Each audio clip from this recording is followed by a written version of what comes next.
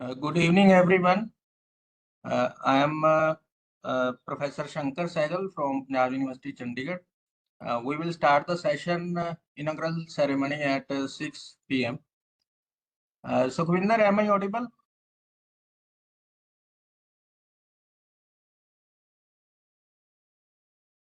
Sukhvinder, am I audible? Sony Slot, am I audible?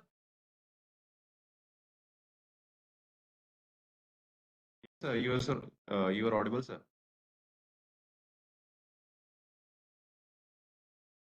Okay, thank you for confirming. Delegates are requested to please keep their mics mute.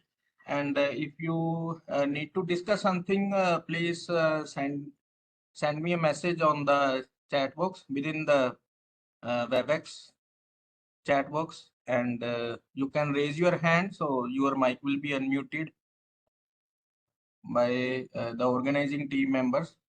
Sony Slot and Sukhvinder Singh Sekho are looking after this.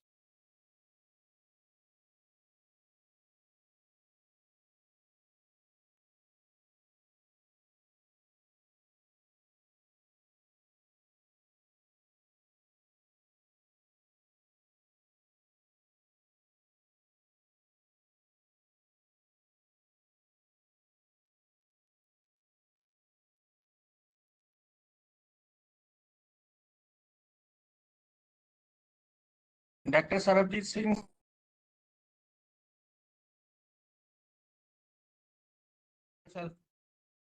Yes, now it is unmuted, sir. Thank you. I am audible now, sir. Yes, sir, you are. Okay, sir. Okay, sir. But your voice is a little bit, it is not clear, sir.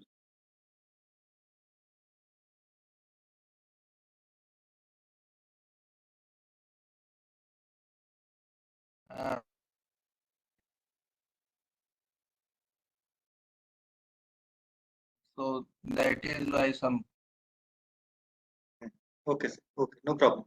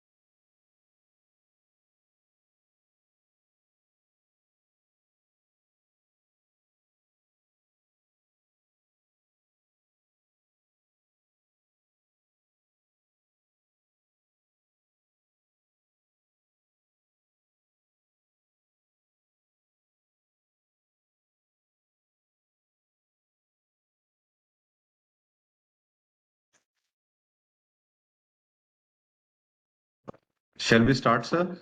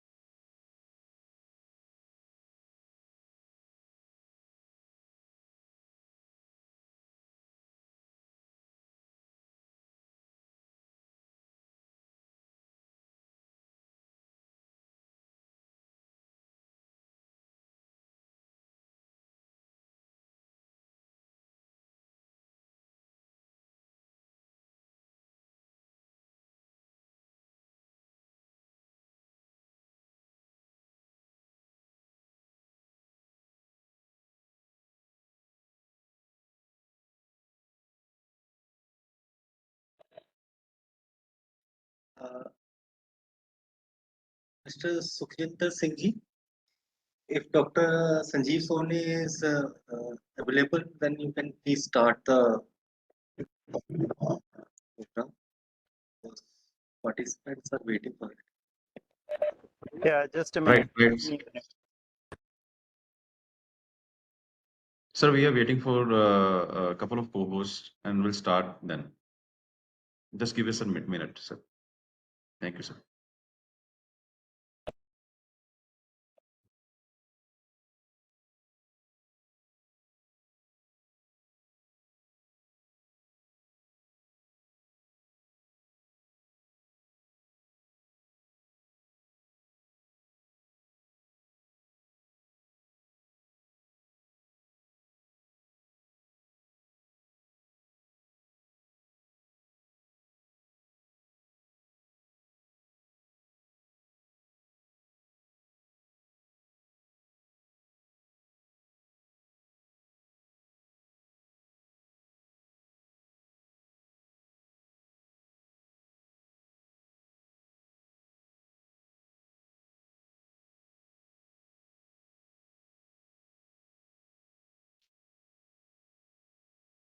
Good evening to all and a very warm welcome to all on a 1 week online ATAL Faculty Development Program on Next Generation Biomaterials.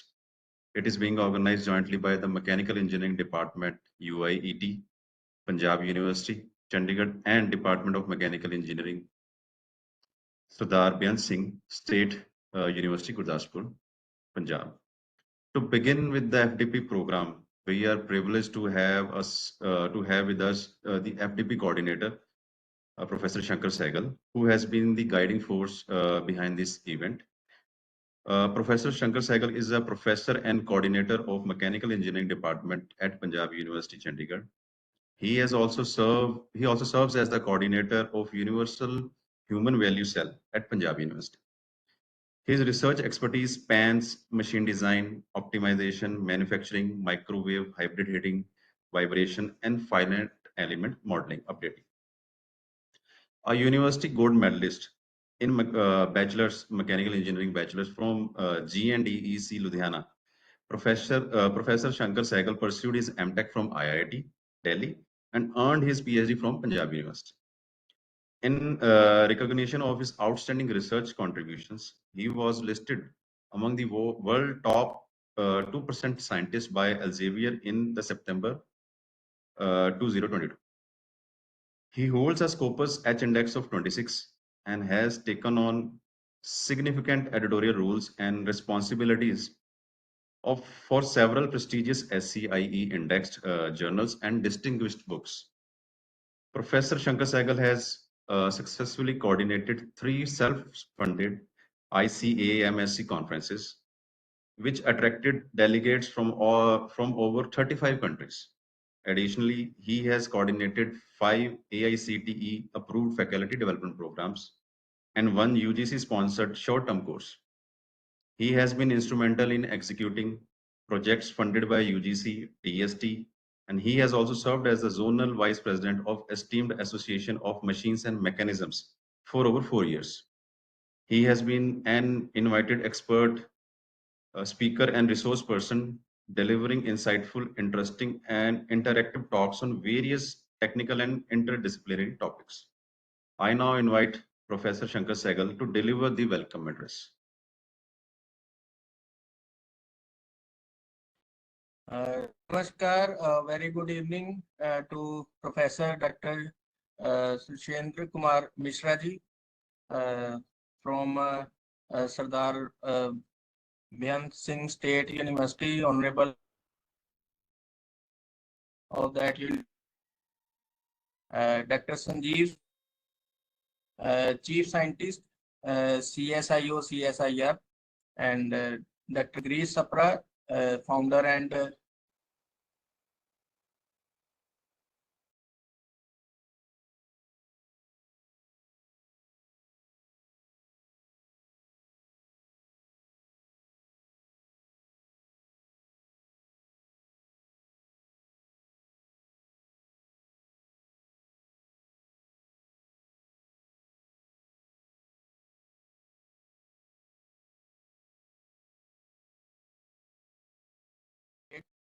private limited, and my co-coordinator of my dear colleague and Professor S.S. Sidhu, delegates, faculty, staff, students, and volunteers. On behalf of the Mechanical Engineering Department, UIT, Punjab University, Chandigarh, and the Department of Mechanical Engineering, Sardar Bhyan Singh State University, Gurdaspur, it gives me immense pleasure to welcome you all to this 1 week online ATAL AICT FDP program of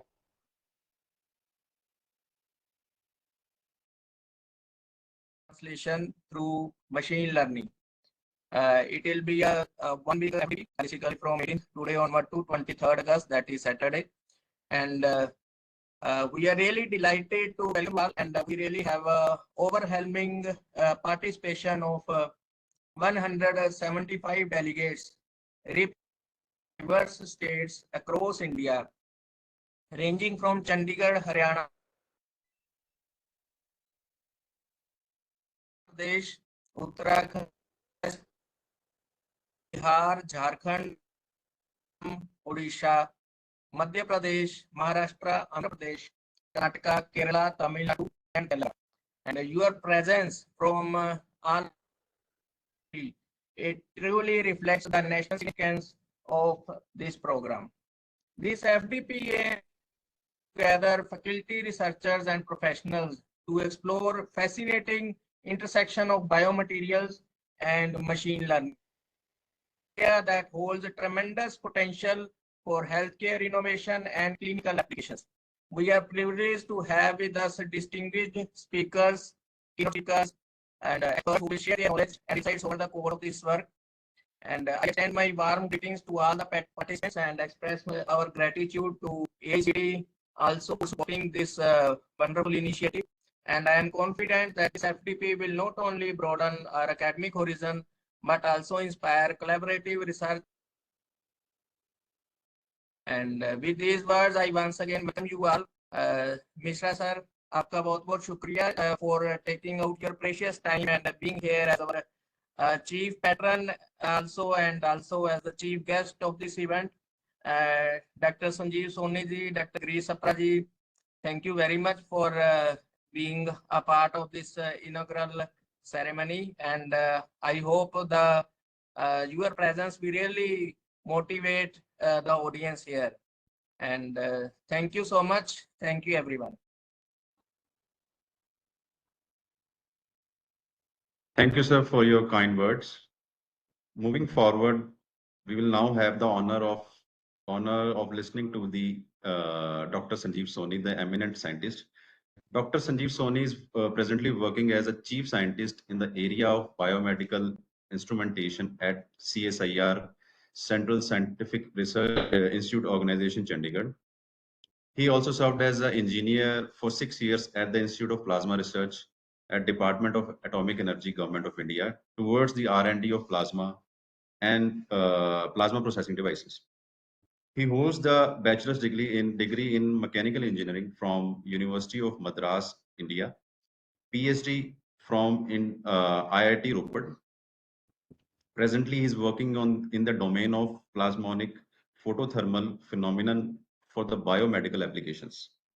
His other research interests includes biological heat transfer, nanoparticle-based photothermal therapeutics, hydrogel-mediated drug delivery, microneedle-assisted theranostics, light tissue interaction, and optical properties of nanoparticles.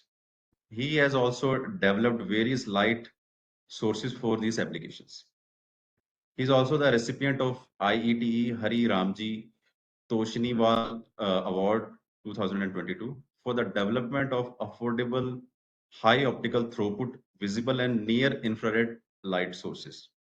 Use of these light sources has been successfully demonstrated for cancer therapeutics, antimicrobial applications, and photothermally modulated drug delivery.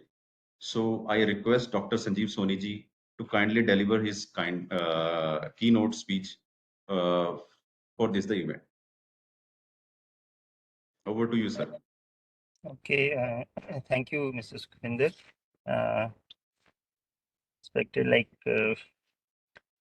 Professor Shagal and Dr. Girish, Dr. Mishra. So it's delighted to be part of this opening session for this FDP. So actually, in fact, this FDP is very much planned because nowadays, considering the role of biomaterials and it involves so many process parameters, so there is highly need for such like AI mediated initiatives wherein or machine learning wherein we can optimize all these parameters for various applications. Like I myself work in the area of biomaterials delivery, and we have to deal with lot many process parameters apart from various material characteristics. So in fact, this is a it's apt topic for this program at the right time, wherein it will surely benefit the participants who are from various backgrounds, and this is indeed required for this transdisciplinary research in such areas. So as I have gone through this what is schedule of this FTP, so it contains like various sessions on additive manufacturing, then 3D printing of biomaterials, implants, alloys, as well as light matter interactions, which is like one of my favorite areas. And so I hope that this FTP will surely bring up very enhanced skills to the participants, as well as also it will provide an opportunity for collaboration among these participants, because we have so many participants from various places in the India. So overall, I wish a success for this program, and thank you for Professor Shagal to invite me for this interaction. Thank you. Thank you, sir. Next, we are fortunate to have with us an accomplished entrepreneur and innovator, Dr. Girish Sapra ji, who has been instrumental in promoting sustainable solutions. Dr. Girish Sapra is a seasoned research professional, startup founder, and a mentor with over 7 years of multidisciplinary experience addressing complex societal challenges aligning with the Sustainable Development Goals. As a founder and CEO of Green Brigade Private Limited, he has pioneered pioneered innovative solutions in smart waste and energy management, circular economy models, and net zero strategies. With a strong academic foundation and practical industrial exposure, he bridges the gap between the research and real world applications. Passionate about fostering entrepreneurship, he has mentored 50 plus startups and 300 plus entrepreneurs, authored a book on startup journey titled Classroom to Boardroom, a blueprint for starting a startup, and continues to inspire future leaders through teaching and mentoring. With a unique blend of academic rigor, industrial insight, and startup mentorship, Dr. Sapra has helped institutions and businesses to secure funding, implement ESG aligned initiatives, and achieve measurable outcomes in the environmental performance and social impact. I now invite Dr. Girish Chaparaji to share his keynotes address with us. Over to you, Thank sir. you, Supinder-ji, for such a warm introduction. And good evening, distinguished researchers and participants. It's an honor for me to be here at the inauguration of Faculty Development Program on Next Gen Biomaterials. Right. So when we speak about biomaterials and machine learning, it seems to me like a highly specialized topic, but at the core, what I understand from my entire journey, this is like how science can directly improve the human life. This is at the core of every, every scientific or technical topic, but matters to the human being and how we can improve the life. This is the crux, I think. And I would love to share my brief journey. After finishing my PhD from NIT Jalandhar, I started integrated. I worked on sustainable waste management and circular economy models. In this startup last 4 years, I have witnessed many things like how we can convert the ideas into the reality. And in my startup, we begin with a very simple, powerful idea, like it's not the end, but a resource. Like so, similarly, that experience have taught me the important lesson. What I can correlate is that innovation becomes meaningful only when it translates into a real world impact, and that's I think the precisely the challenge in the biomaterial research. Biomaterials, we already know that hold up a promise to heal, replace, and regenerate. Right? But the questions that lies is how we can accelerate our journey from lab to clinic, and how we can ensure the safety, scalability, and affordability. Right. So that's where I think this FTP will contribute into that. It will, like in ML, can help us predicting the material, like how the material interact with use, and we can design personalized solution tailored to the patients. So it's an era of precision medicines where I think the opportunity is high. And this faculty development program, I think, is not just a training. Like it's a way to connect with the fellow researchers, faculty members, and I think it's a wonderful opportunity to collaborate across the disciplines and push the boundaries of what is possible. I think now is the time where the Saraswati and Lakshmi should go together, and we should step out of academia and really solutions which are required by the humans, and in a way we can make a strong impact. And with that, I congratulate the organizers, the visionary team, and I wish the FPP success. I hope it may spark the new generations, new innovations, and ultimately hope for the humanities. Right. So thank you very much for inviting me over here, and I wish this FTP will be a huge success. Thank you. Thank you so much, sir. Every successful program is strengthened by the guidance and encouragement of visionary leadership. and we are truly honored today. At this point, it is my privilege to introduce our esteemed Vice Chancellor, Dr. Shushendra Kumar Mishra ji, whose visionary leadership is shaping the future of Sardar Beyant Singh State University, Gurdaspur. Dr. S.K. Mishra, Vice Chancellor, Sardar Beyant Singh State University, is an alumnus of IIM Bangalore and Syracuse University, New York, USA. He has done his MBA and PhD in management. Dr. S.K. Mishra has more than 25 years of experience in the field of academic administration, educational planning, management, financial management, training and development, human resource management, public policy, skill development, and research and consultancy, etc. Dr. Mishra has worked as a registrar at National Institute of Technology, Jalandhar, and IK Gujarat, Punjab Technical University, and performed various duties as director, IQAC, Dean, Head Center of Executive Education, Controller of Finance, Director, Finance Officer, Head of Department, etc. Dr. Mishra has published so many research articles, published books, patents, and having projects sponsored by DST, Government of India. He has participated in many conferences, seminars, workshops, training in India and abroad. He has visited so many countries like Malaysia, Thailand, Australia, Slovenia, Singapore, Austria, USA, etc.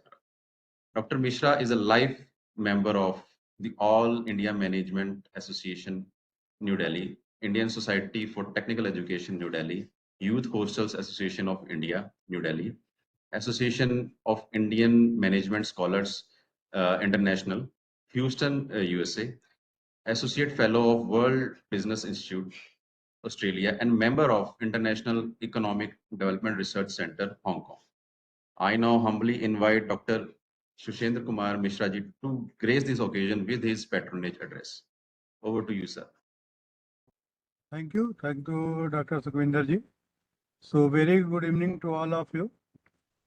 Professor Shankar Saigal and Dr. Sarabjit, who is the coordinator of this 1 week online FDP, sponsored by the AICT and in collaboration with the Punjab University as well as Sardar Beyant Singh State University. So thanks for inviting me. I am very much privileged to be part of this 1 week FDP being organized online. And also thanks to Mr. Dr. Sanjeev Soni ji and Girish Sapra, who has delivered his keynote speaker.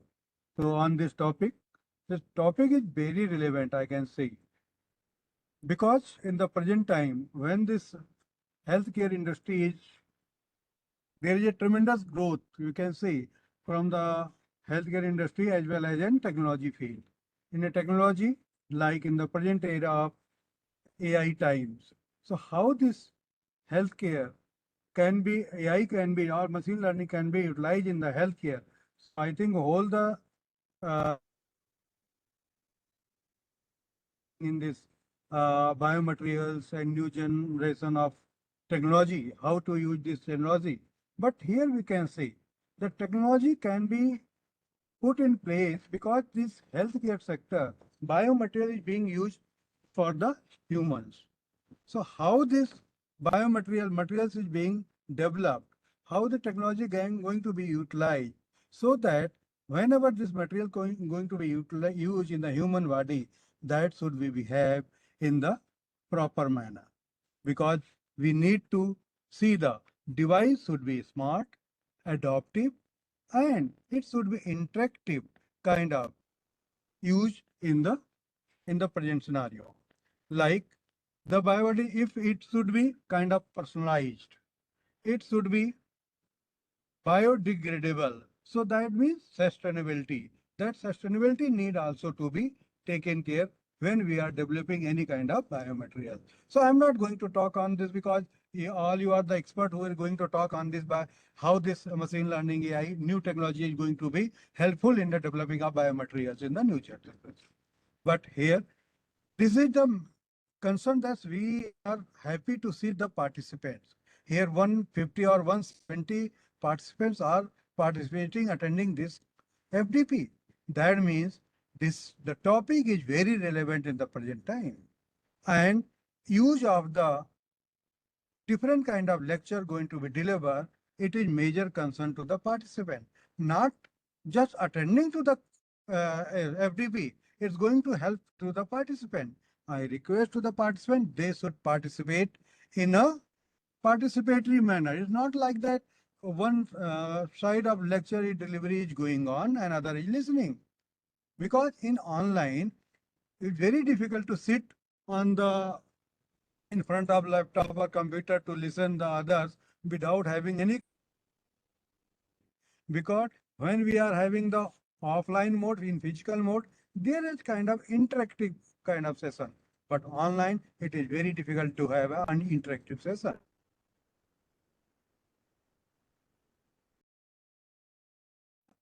All kind of whenever this session is going to happen today or tomorrow in the coming days. So to get the benefit of this FDP, everyone should participate in the proactive manner. And I wish I can say this is going to help to all the participants in a way they can contribute in the wherever they are, they can contribute in their research. So I can congratulate to the coordinator who have thought about this FDP and organizing the FDP, and I am thankful to all the expert who is going to talk on this topic. So thanks for inviting me on this 5-day FDP organized by the Punjab University and Sardar Bhim Singh State University.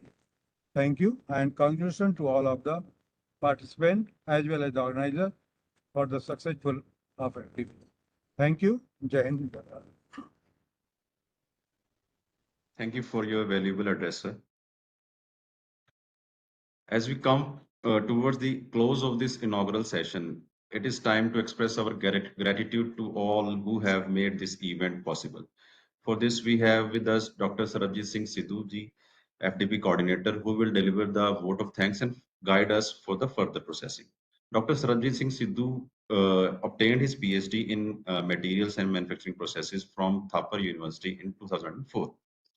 Dr. Sidhu is working as a dean and associate professor at the Sardar Bhim Singh State University, Gurdaspur. He also serves as the visiting professor at the Perm National Research University, Russia.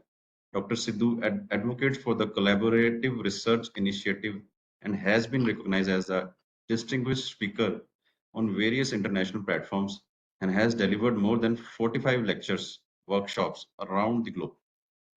Dr. Sidhu has authorized over 120 plus publications and contributed towards 14 book chapters.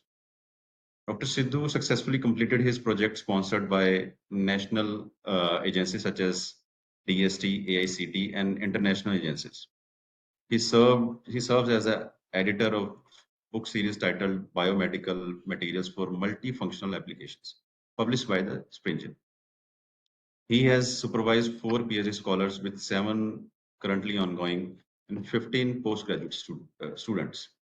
Dr. Sidhu is a fellow of Institute of Engineers and holds the prestigious position of the editorial board of high impact journals such as FACTA Universitatis and Series Mechanical Engineering Scientific Reports. He was honored with the contribution awards by the Journal of Mechanical Sciences, Science and Technology, and was recognized with the ISTE Best Teacher Award. Dr. Sidhu is actively involved in academic administration and contributes to the policy making, innovation, curriculum development in multiple institutions. Dr. Sidhu's academic influence extends globally, as he has been recognized and listed among the top 2% of the scientists worldwide by the Stanford University. So with great respect, I now invite Dr. Sarabjit Singh Sidhuji to kindly deliver the vote of thanks and guide us for the further processing of this program. Yes. Over to you, sir. Thank you, Sukhvinder, for the nice introduction. So, good evening to all. We would like to thank our keynote speaker, Dr. Sanjeev Soniji, Chief Scientist, CSIO, and Dr. Girish Sapra, founder and CEO of Green Brigade Company, Jalandhar, for their time and valuable words. We are truly honored by your participation. So we express our profound gratitude to our Honorable Vice Chancellor, Dr. S.K. Mishra ji, for his presence and unwavering support in ensuring the success of this event. So we really appreciate his participation even in his busy schedule, as we are seeing that he is traveling, and we are very thankful to him. His guidance, his encouragement, his support have been valuable to us to make this event a success. And at the last, we are also grateful to the National Sponsoring Agency, All India Council of Technical Education, AICT. So from the behalf of my FDP committee, I thanks all the participants, keynote speakers, and our Honorable Vice Chancellor, Sir, Dr. S.K. Mishra ji. Thank you. Thank you again.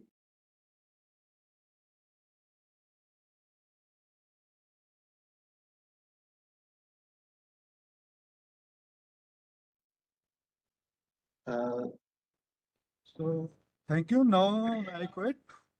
Yes, sir. Please, we will start the next schedule with the lecture, sir. Thank you. Thank you, everyone. Okay. Thank you, everyone. Thank you. Thank you, sir.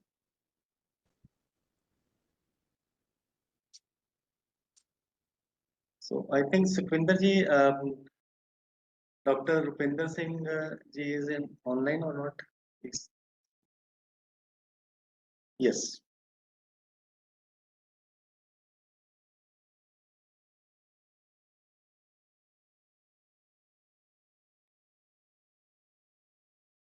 So, dear participants, we will proceed with the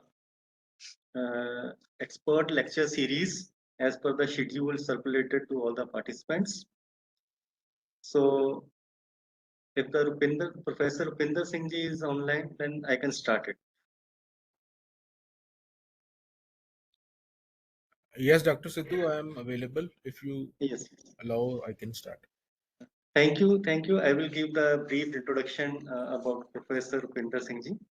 So, Professor Rupinder Singh ji is working in National Institute of Technical Teachers Training and Research in Chandigarh as a professor. With a PhD from the Thapar Institute of Engineering Technology, he specialized in non-conventional machining processes, metal casting, welding technology, rapid prototype, and additive manufacturing. A chartered engineer and honorary fellow of Punjab Academy of Sciences, he has been honored with several prestigious awards. That includes AICTE Young Teacher Award, DST Young Scientist Award, UGC Research Award, and Anna University National Award for the Outstanding Academic Teacher. Dr. Singh has authored and edited over 20 books and published more than 750 research papers across the reputed journal and conferences. His research has granted over 17,000 citations on Google Scholar with H index of 61. He holds 7 Indian patents and supervised 28 PhDs and 119 MTech theses. He successfully led numerous national research consultancy projects funded by AICTE, DST, UGC, ICMR. Actively involved in academic administration, he has contributed to the policy making, innovations, curriculum development at multiple institutes. Dr. Singh ranked among the world top 2% scientists by the Stanford University. So Dr. Singh continues to shape the engineering education and research in India. So I request Dr. Rupinder Singh ji to start his lecture, and I request a participant that if they have any question, they can ask him after the completion of his lecture. So over to Dr. Rupinder Singh. Thank you, Dr. Sidhu, for the introduction. First of all, I'm thankful to the Punjab University and Byan Singh University for giving me this an opportunity to interact with an audience, specifically in an area of biomaterials for developing some next generation biomaterials. Special thank to Dr. Segal and Dr. Sarabjit for this wonderful event.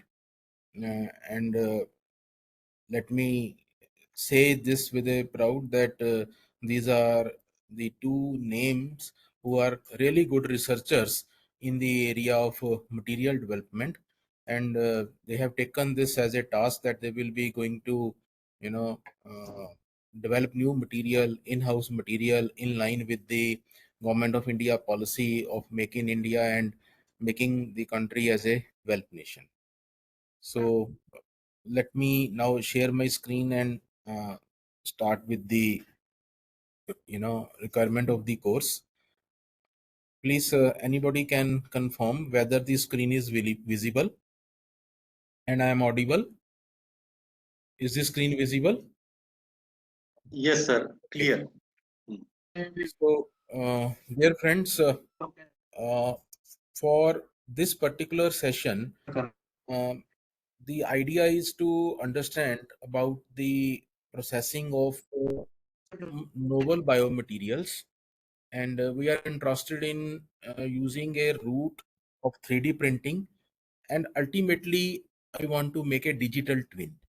So these are some areas which need information from AI, machine learning, and at the end I am interested in some physical system where I can use the product development through 3D printing for biomedical applications, right? So as from the title you can well make that we are more interested to use some 3D printing and then develop a material, fabricate a material, not just the simulation but the physical part, and then going for the digital twinning part. So I will be touching on the aspect of 3D printing for biomaterial development using metals, alloys, polymers, as well as gels, and then the digital twin part to see the real-time variations going on, and of course the change in the behavior. So that is the overview of this discussion. So to start with, some of us are may not be from the 3D printing line. So what the 3D printing is, just for the beginners, it looks like a photocopier. I have some data which is in the CAD file form. The CAD file form can be in a different way. It can be simply like a AutoCAD file. I can process it through some suitable software support, and can one of the most common file format, that is called STL file format, that is basically given as an input to the printer, and finally what I'm getting is a 3D printed part. As you can see, the functional part is final 3D. So some input as a CAD file form to this machine, which I am calling it as a 3D printer, and the output is a physical object which has a functional capabilities. So we define it like the 3D printing or rapid prototyping is a fabrication method where I am interested in some physical objects, right? But I'm using a material deposition layer by layer, which is controlled by the computer, and I use some CAD software, it may be animation software, and then make some part, of course, in the virtual environment only, and the final component that is available in the physical space. To understand in a simple way, there is another example. I have some part finally of this shape. As you can see, some spherical ball I am interested. So it is prepared layer by layer. So each layer is attached to the preceding layer. It may be through fusion, it may be melted, or I am using some adhesive to finally make a 3D printed part. This is in market since 80s, and a lot of people have talked about development of these type of the 3D printed parts in a big way, using polymers, using metal, using gels, using ceramics. To the best of my understanding, more than 570 or touching 600 commercial technologies under these three subcategories are available, right? Now, extension to this is basically a 4D, which is of course the interest for today. as I am interested in the biomaterial part. So 3D, we understood like I am having some part which is having some XYZ dimension, right? Now in 4D, there is nothing like a fourth dimension. Basically, I am interested in some change in that material as a function of time. Like for example, you may have seen some mythological serial like Mahabharata or Ramayana, in which there is some character which can, increase its size or decrease its size by, reciting some words. That is actually possible. What we want to say is, I am putting some stimulus to somebody, and under the effect of that stimulus, let us say I am controlling the dimension. Now put another stimulus, then change, right? So as a function of time, some 3D object is, having some rise in size, change in dimension, which is very much possible. I give one common example nowadays to understand this part. And this has n number of application in biomedical. That is why we are interested in 4D. Like for example, I have a quartz crystal, which is available in nature. If I apply a load over the quartz crystal, there is a change in length. Now you release a load, it will come back to the original position. Now you put a load, release a load, put a load, release a load, n number of times, you will get a same response, right?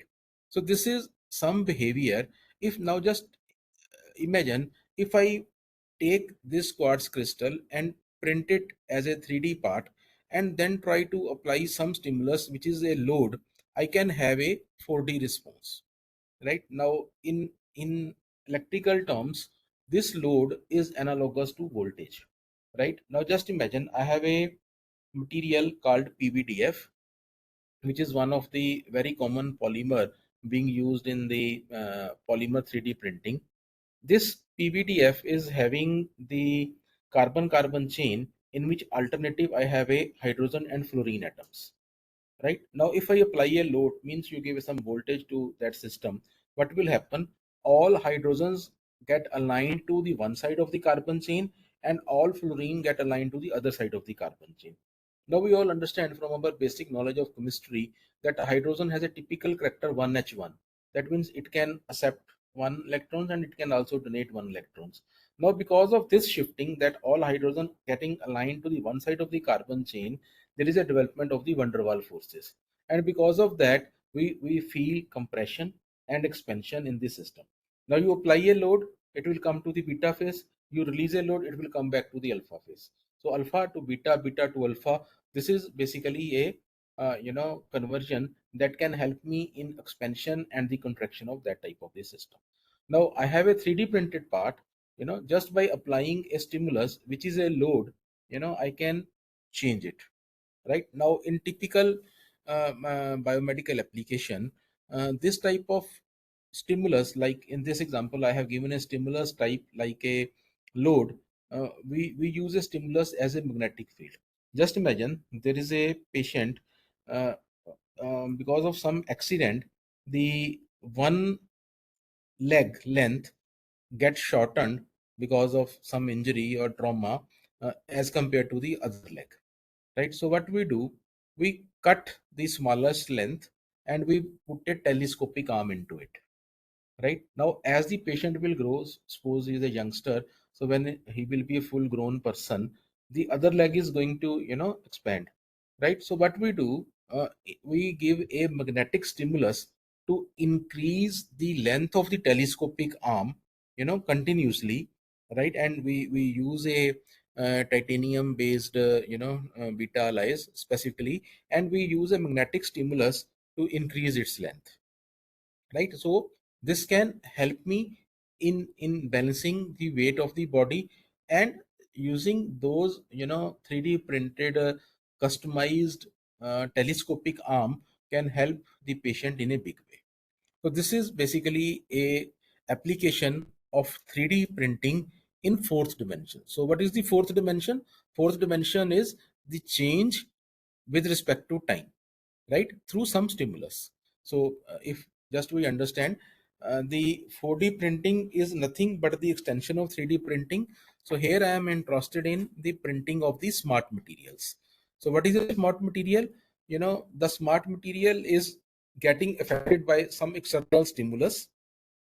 The stimulus can be temperature, the stimulus can be, you know, moisture, the stimulus can be some electric energy, the stimulus can be magnetic field, and it can be the combination, right? So as a function of time, I am changing the dimension of the 3D printed part, or I'm making some physical change. One other common example we try to understand for the 4D part, all of you must have seen a sunflower. You know, once there is a sunrise, the sunflower faces up. So once there is a sunset, the sunflower faces down.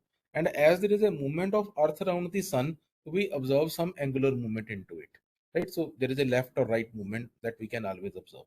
So there is a stimulus, which is a sunlight, which controls up down, left right movement, right? Now just imagine if I use the similar stimulus for you know, really some good application to control some of the behaviors, some of the movements. I can call it as a 4D application, right? So but I need a smart material. Now what can be the reason of smartness? The smartness can be the intrinsic property, or it may be the extrinsic property. Intrinsic property means it is, you know, well inside, like I have given the example of a PVDF crystal or quartz crystal. It is having a inherent property, like you put a load, all carbon and fluorine are aligned in a particular way.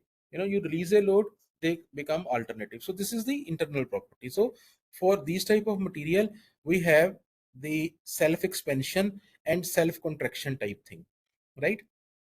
Sometimes the material is not having, you know, this as a property. So in that case, what we do, we add these properties. Like for example, most of the polymers, they are insulators, right? Now if I want it to be conductor, what I can do, I can do some sort of a reinforcement of the, let us say, the ferrous particles or the graphene, so it will make it conducting, right? So I can control some property by reinforcement.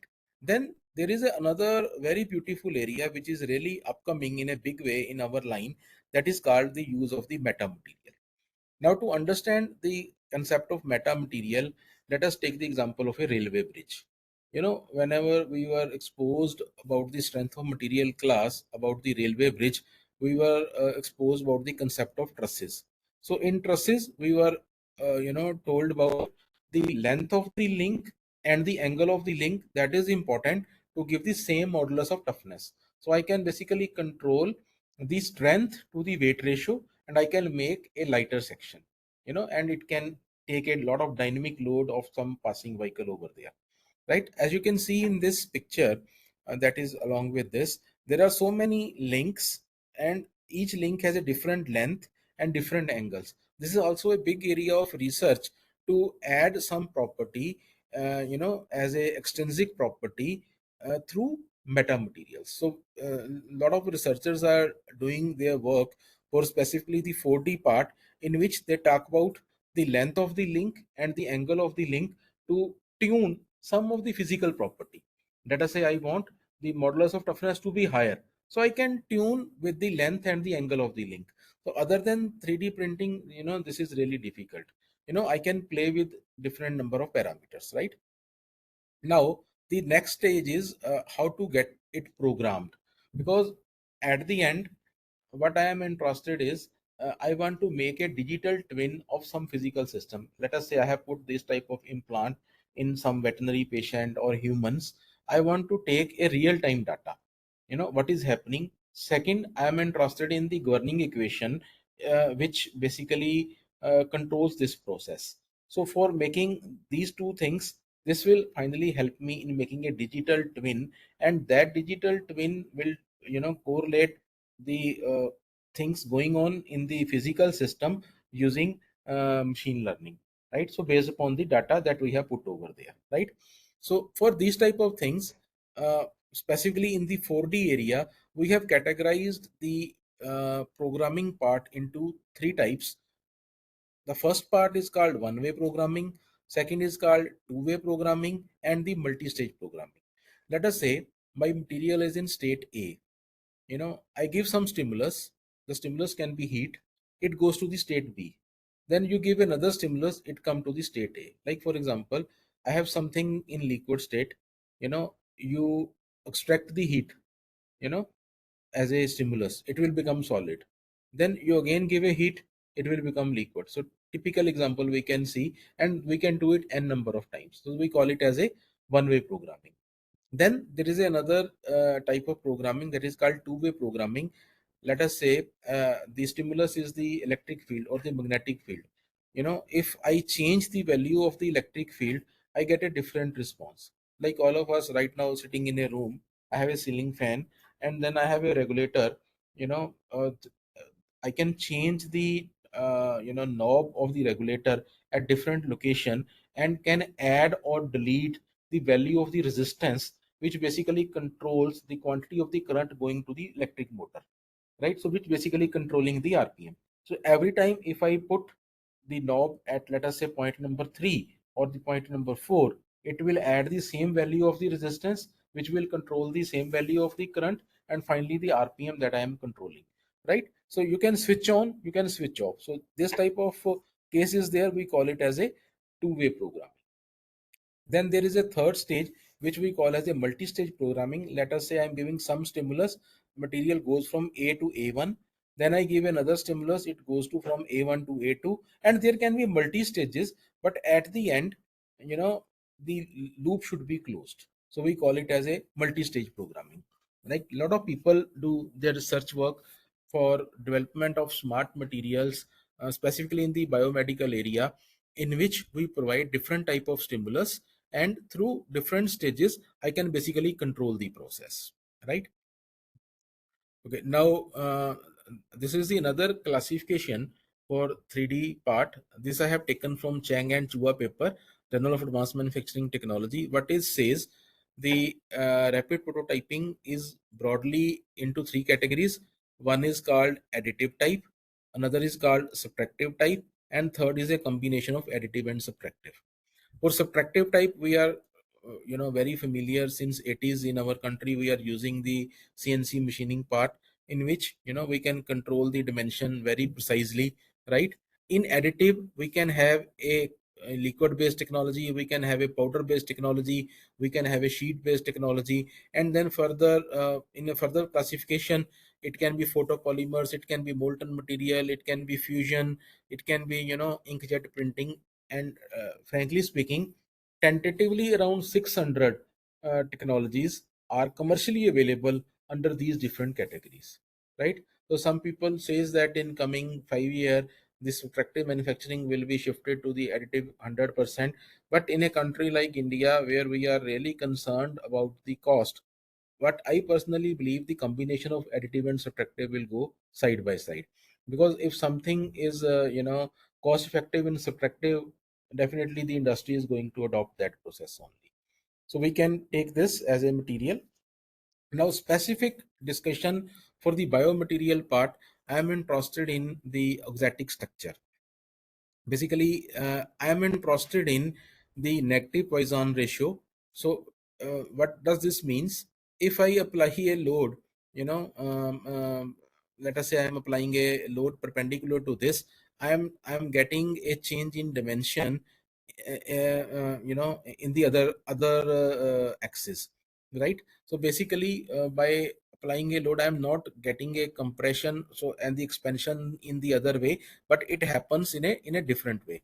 Like as the structure you can see, if I apply a load in this direction, what will happen, there will be some these links, they will open up or they will get closed depending upon how I tune it, and I can control or I can tune the increase in the dimension on the other axis. So we call it as a negative Poisson ratio material, right? So which is basically the Poisson ratio is the lateral strain to the longitudinal strain. The whole work in the metamaterial type of expansion is basically focus on managing the negative Poisson ratio, and this is also categorized as the auxetic material, which can help me in tuning the physical properties of that particular structure, right? So exotic material, they become larger when when stretched and smaller when compressed. Normal material, they become smaller when stretched and larger when compressed. So this is the reverse behavior that we see in case of the exotic material, exotic structure. So I have a increased shear stiffness, I have an increased plane strain fracture toughness, I have increased indentation resistance, and these are superior material for n number of the practical application.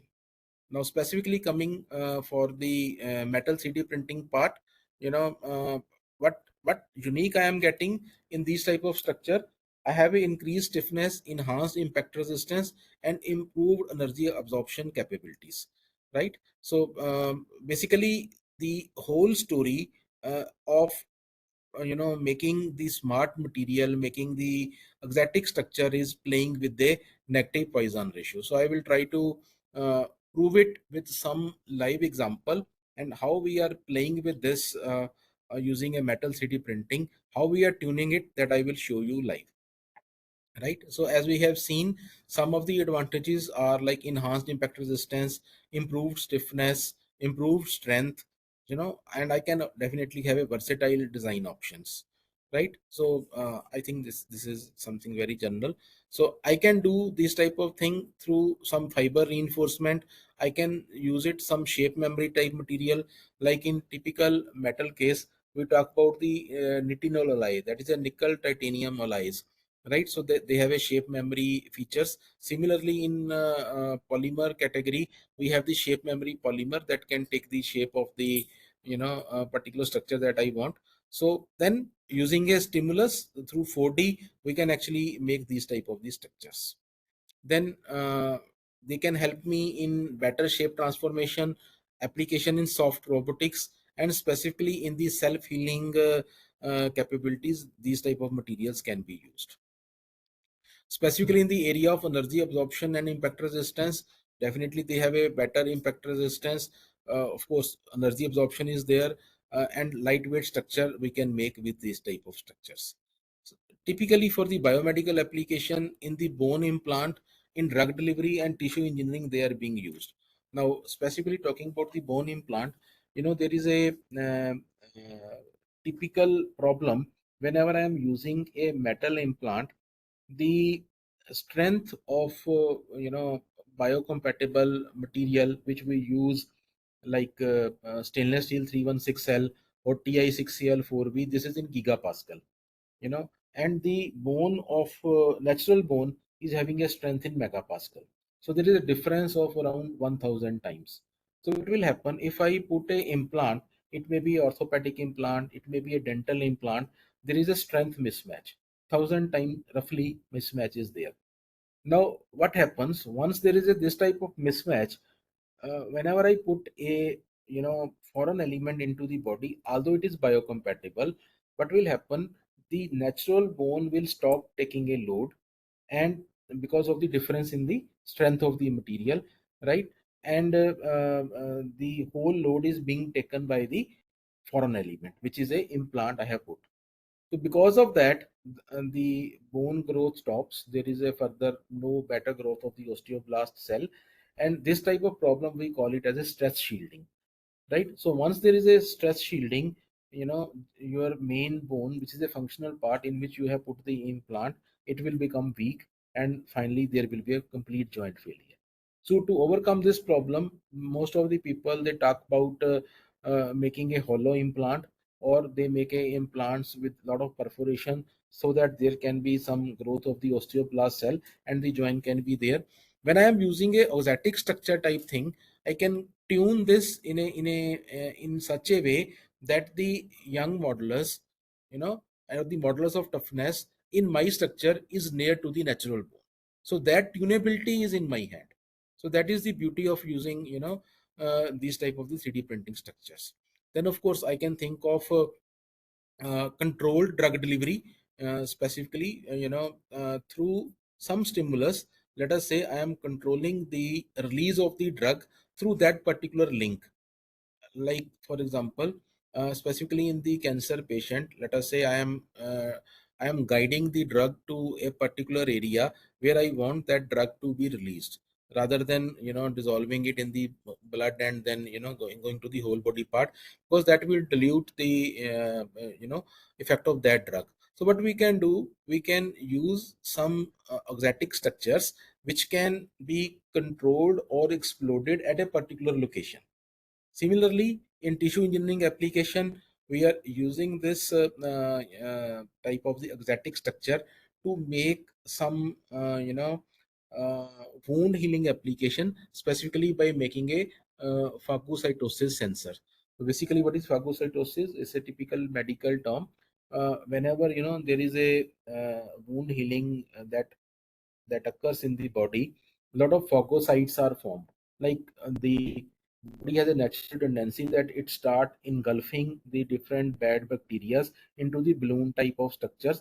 So such type of phagocytes are formed at the different location in the body, and naturally body want to control it, right? So if I can put some drug through exotic structures which can help me in damaging those bacteria which are harmful, and then releasing a drug at the proper time, so there will be a better tissue growth. So that is the idea of using this type of the structure. So there are different techniques commercially available like SLM, EBM, direct ink writing for making these type of the exotic structure. People have talked about using the optimization tool, a cost reduction tool, or the scale up type of things for typical these 4D applications. Now, specifically coming to the case study, so that we can well understand how these exotic structure may be helpful.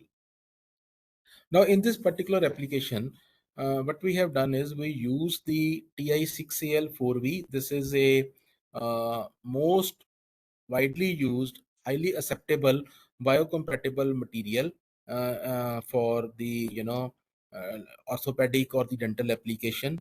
Like for example, if you go to any surgeon and there is a need for some implantation, if the retention time is normally more than 40 years or 50 years, the doctor will suggest that you go for the titanium basal eyes, right? And if the retention time is, let us say, for less than a year, we talk about nickel basal eyes. Nickel, this is another name called inconel, right? And if you have a patient life, let us say 20 years, 30 years, we talk about stainless steel basal eyes. So what actually we did is, we if I make a titanium alloy, the stress shielding value will be X, because it will having a basically a difference in the young modulus of the natural bone and the bone implant that I have prepared, right?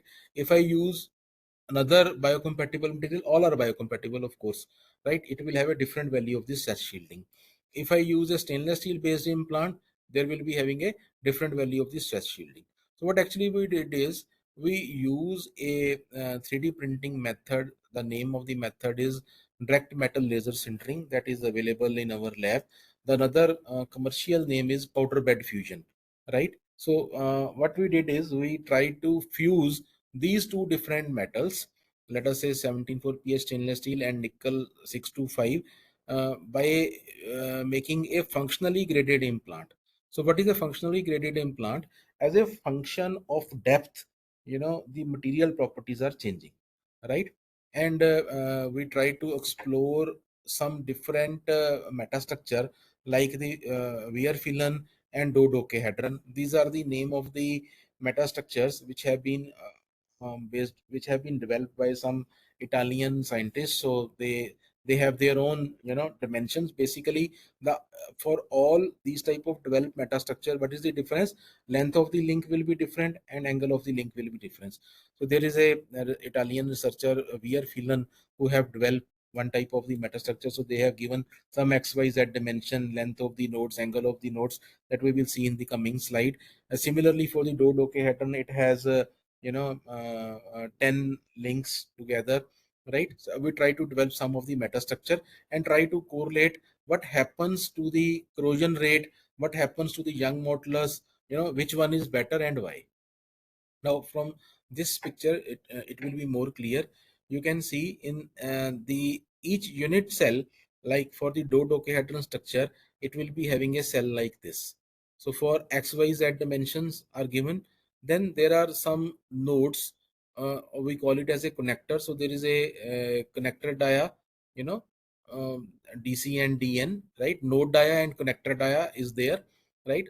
Now you can well compare in dodecahedron and phyllon for the same dimension almost. This seems to be, you know, more dense, right? So if it is a more dense, like we basically understand as a honeycomb structure, this must be having a high strength, you know, because this is giving me a more honeycomb type structure, right? So what actually we did is, we to understand the basic you know, how things are moving, we first developed a layer of the stainless steel, and then we put a metastructure of nickel 625 into it.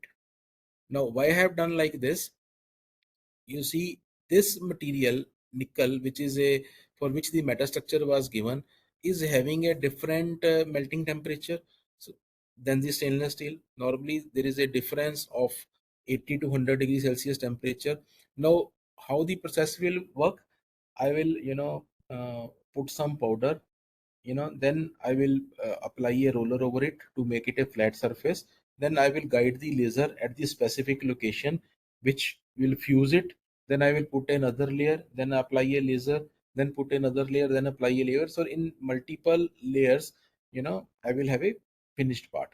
Now if I am trying to fuse two metallic alloy which are having a different melting temperature, so what will happen, at particular temperature setting, one material will be in the total liquid stage, but the other may not be, right? So to overcome that problem, what actually we thought, we try to manage with the, you know, metastructure in between in such a way that wherever you have a less melting temperature, you apply more number of nodes so that the net heat accumulation is controlled.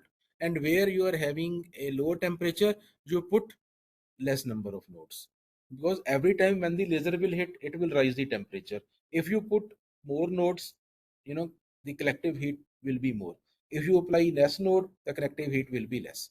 You can see over here, this is the tensile coupon which has been printed in the form of a dog bone ASTM D638 standard, and in between we have put a metastructure.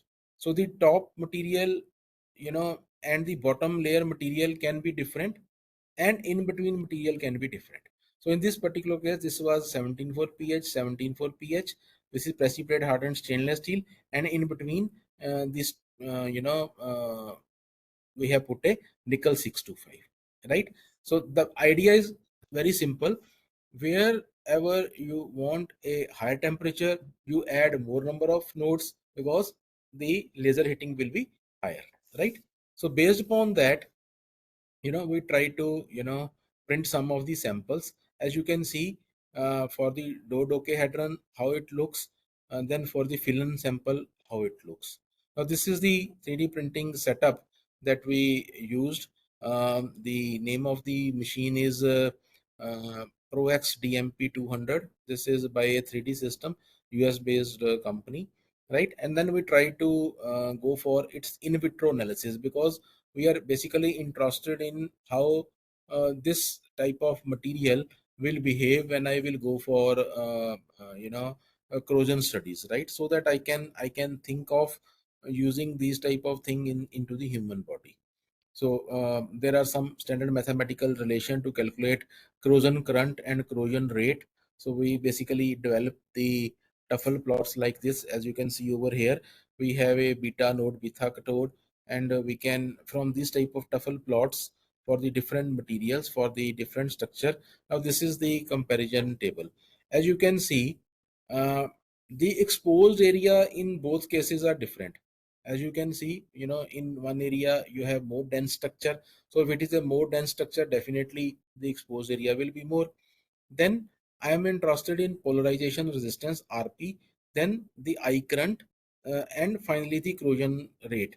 As you can see in this case, for the dodecahedron structure, you have 0.08. For the fill structure, you have 0.02. And for the solid specimen, once we made for a single one, it was further less. Now, from this, you can say that the dodecahedron is, corroding more as compared to fill, and fill is, more as compared to the solid structure. Then it seems that solid one is better. It's not like that. Basically, what I want to correlate it, how this is working in case of the natural bone. So I have to correlate. So in some physical example, even the high corrosion rate is also good. So we can think it in that way, right? So then we try to correlate it with the porosity and the grain size number using B276 code and ASTM E112 at the different layers, and we can do this type of further correlation analysis, how this is happening with the different body mass index type patient, and we can correlate and titrate these type of the situations, right? Now this is the another case study in which we have used the titanium, stainless steel, and nickel. In previous case, the study was between stainless steel and the nickel, right? Here now you see the differences.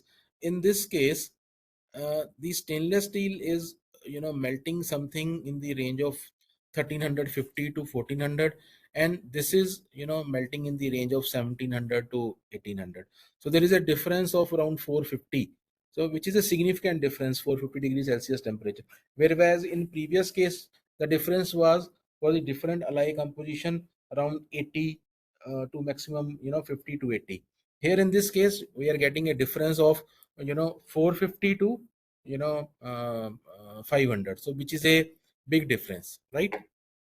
Again, using the same code, we used ASTM E8M, right? So for which why this specific, basically I am interested in the standard dimensions. I have some length, width, and thickness, right? So based upon that we prepared it. Now you see over here, use the same concept. This is the total length, which is total thickness, sorry, which is around 4 mm. So we divided into 3 equal section, 1.33 each, right? Now here in this zone I am putting the meta as a titanium alloy, which I can tune, you know. Again, now if I want to have low melting material over here, so I will put less number of nodes over here. And since it is a titanium, I can think of more number of nodes at this place, so that I can make it finally a functionally graded material. So what we did in this case, again, we tried to fabricate the component using a metal 3D printer. So this was the titanium top and the stainless steel at the bottom, and the dodecahedron metastructure was used with a specific geometry of the unit cell. So I have some XYZ dimension, then connector dia and node dia that was kept fixed. Even people do a lot of optimization study by varying these type of parameters also, because they will affect the final properties of the prepared metastructure. So this is the another case in which infill was of the octet. Like in previous case, the infill was of dodecahedron. So in octet again, I have a different type of a meta in which XYZ connected dia node dia will be different, right? So these are actually the fabricated sample on a 3D printer. Like this is a titanium top, this is a stainless steel, and the infill was also of titanium. So we can prepare these type of the samples, and then we try to go for the different studies, like what is the corrosion rate, how these dual alloy material behave when I go for the wear type of studies, right? So there is a another case in continuation to this. We try to go for some computational phase prediction. We go for the powder preparation strategies. We go for the characterization of the powder preprint analysis that I will discuss right now in this. So as you can see over here, these are the different sub part of my metal printer. I have some scanning head, centering position, roller, just the operational part. So I can control laser power, layer thickness, I can control hatch distance, I can control scanning speed. Basically, why we are interested in this, because at the end I am interested in making a digital twin. So whenever I have to make a digital twin, I have to control the parameter. So I have to control the parameter means I need a governing equation, y as a function of x, why this is happening. So that equation we can generate using some optimization tool. It may be the Gucci model or it may be some RSM model, and finally can develop the part. So this is the actual EDS of the 3D printed part. Like in this case, nickel. In this case, solid stainless steel part and the infill layer. So you can see the actual composition. Now this is really important. As you can see, we have used a CalFed software. The name of the software is ThermoCalec, and I am trying to develop a phase diagram. As you can see, under the different temperature condition on this, I have a different volume fraction present. Like, let us say at this particular temperature, how much proportion is of FCC, how much proportion is of BCC, how many are sigma phases, how many are intermetallics, that we can actually control as a function of the temperature and the processing condition. So from this, actually I can tune or control the physical property of that system. So that actually we play, right? So this helped me in understanding more FCC presentation, so I can control more strain.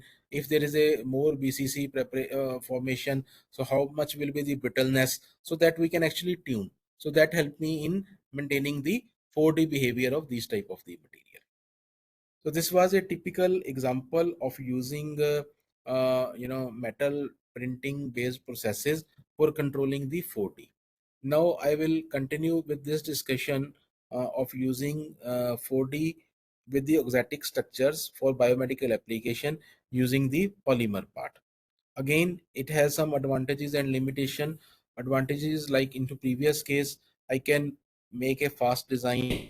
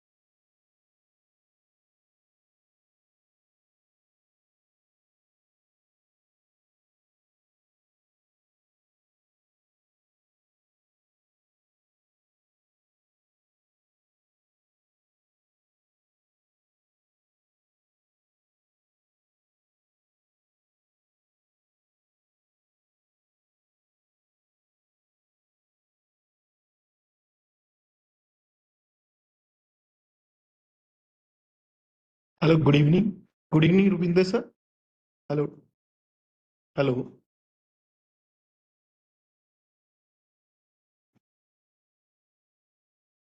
Dr. Rupinder sir.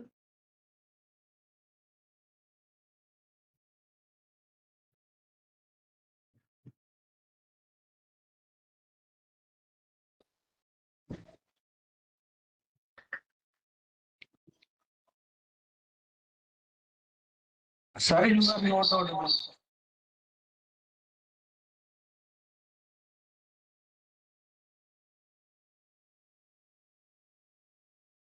Participants, I request you to just wait for a few minutes. I'm checking at the back end, please. Sony, you are visible. Sekho, you are visible and you are audible. Sorry, sir. My laptop is there is some issue in my laptop, so I am using Seiko sir's laptop. Okay. Yes, sir. So I think from Rupinder sir's side, there is a network issue. Hello. Okay. Okay.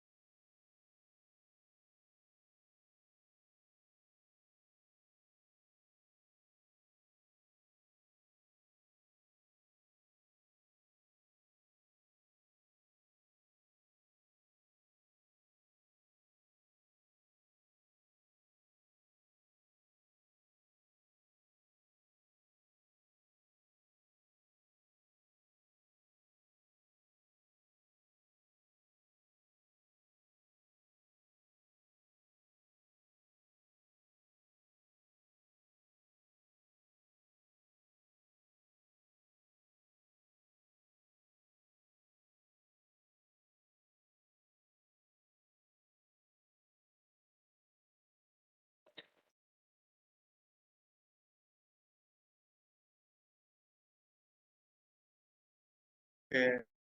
Participants, I think there is some connection problem with Dr. Bender Singh's network. I will him and we will back again on this platform.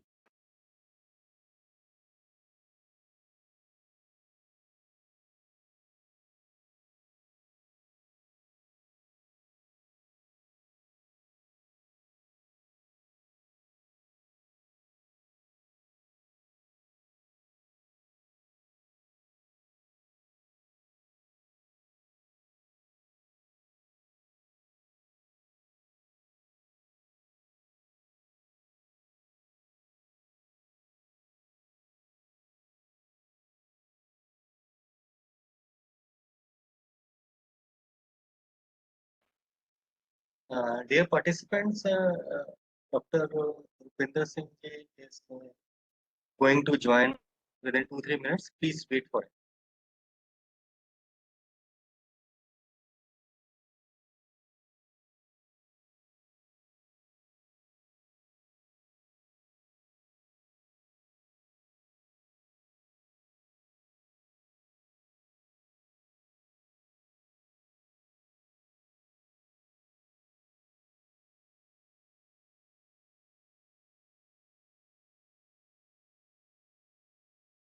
Yes, sir.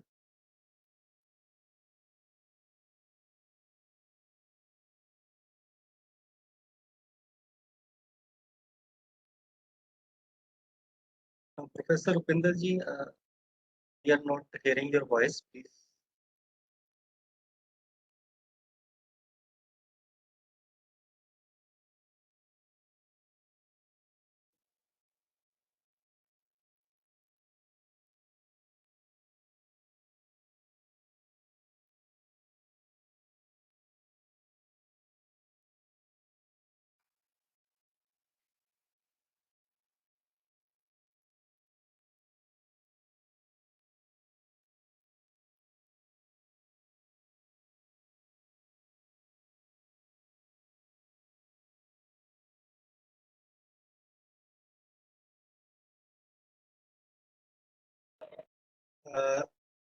Mr. Sukhwinder Singh Sepo, please give the rights to Professor Rupinder Singh so that he can start his lecture.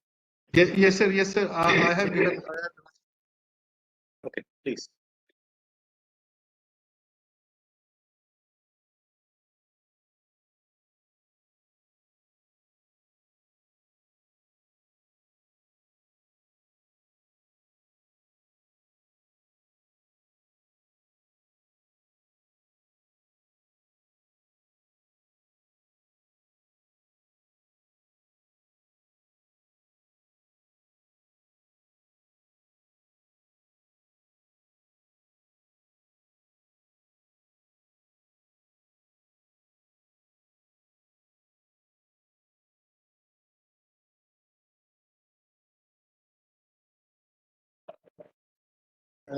Sukhwinder Singh, please unmute Professor Rupinder Singh.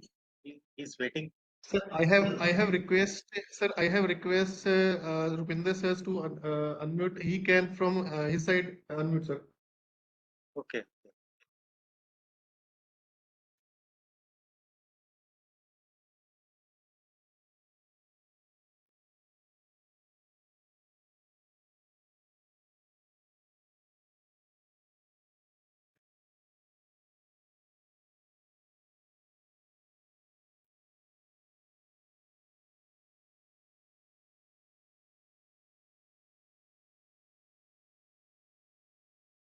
नहीं doctor साहब ਤੁਸੀਂ ਕਰ ਰਹੇ ਹੋ try ਲਾਓ ਨਹੀਂ ਹੋ ਰਿਹਾ ਫੋਟੋ ਤੇ ਆ ਰਹੀ ਹੈ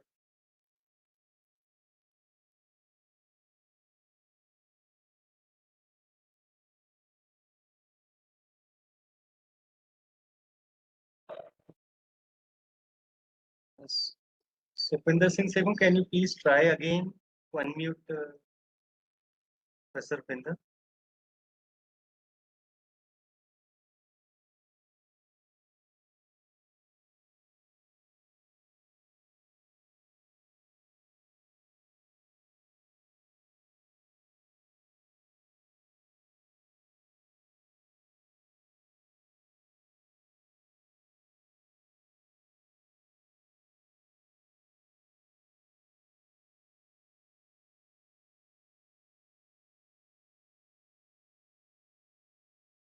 Sir, good evening. I am Shankar Saigal. Professor Upinder Singh, sir. Sir, you need to click on this unmute button on your screen. Then you will be able to unmute yourself. You are already a presenter in this meeting and you are the co-host also. So you can unmute yourself by clicking on the unmute button. But I think there is some internet lag, so that is why the host and presenter rights are not getting transferred to you. Otherwise, and I think the problem will be solved.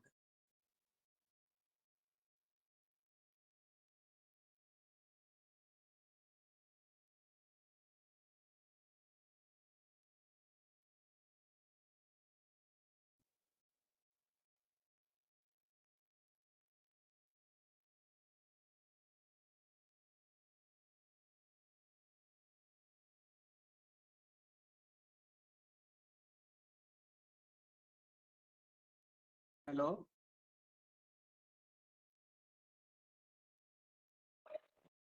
Hello.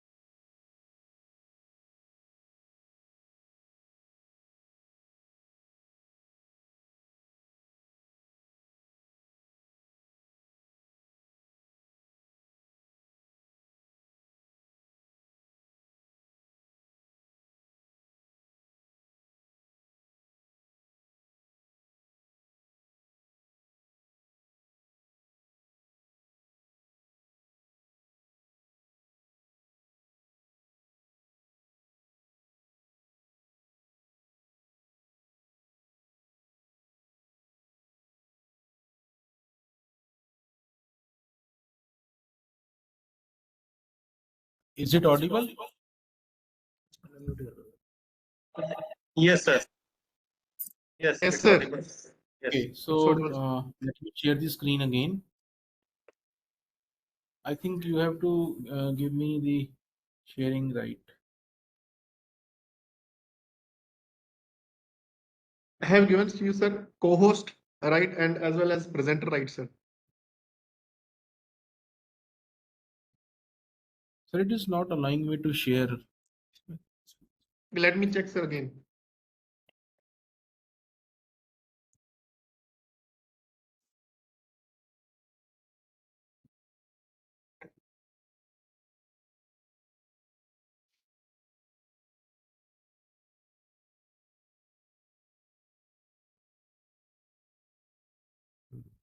Working now, sir? No, it is maybe some internet issue. Yes.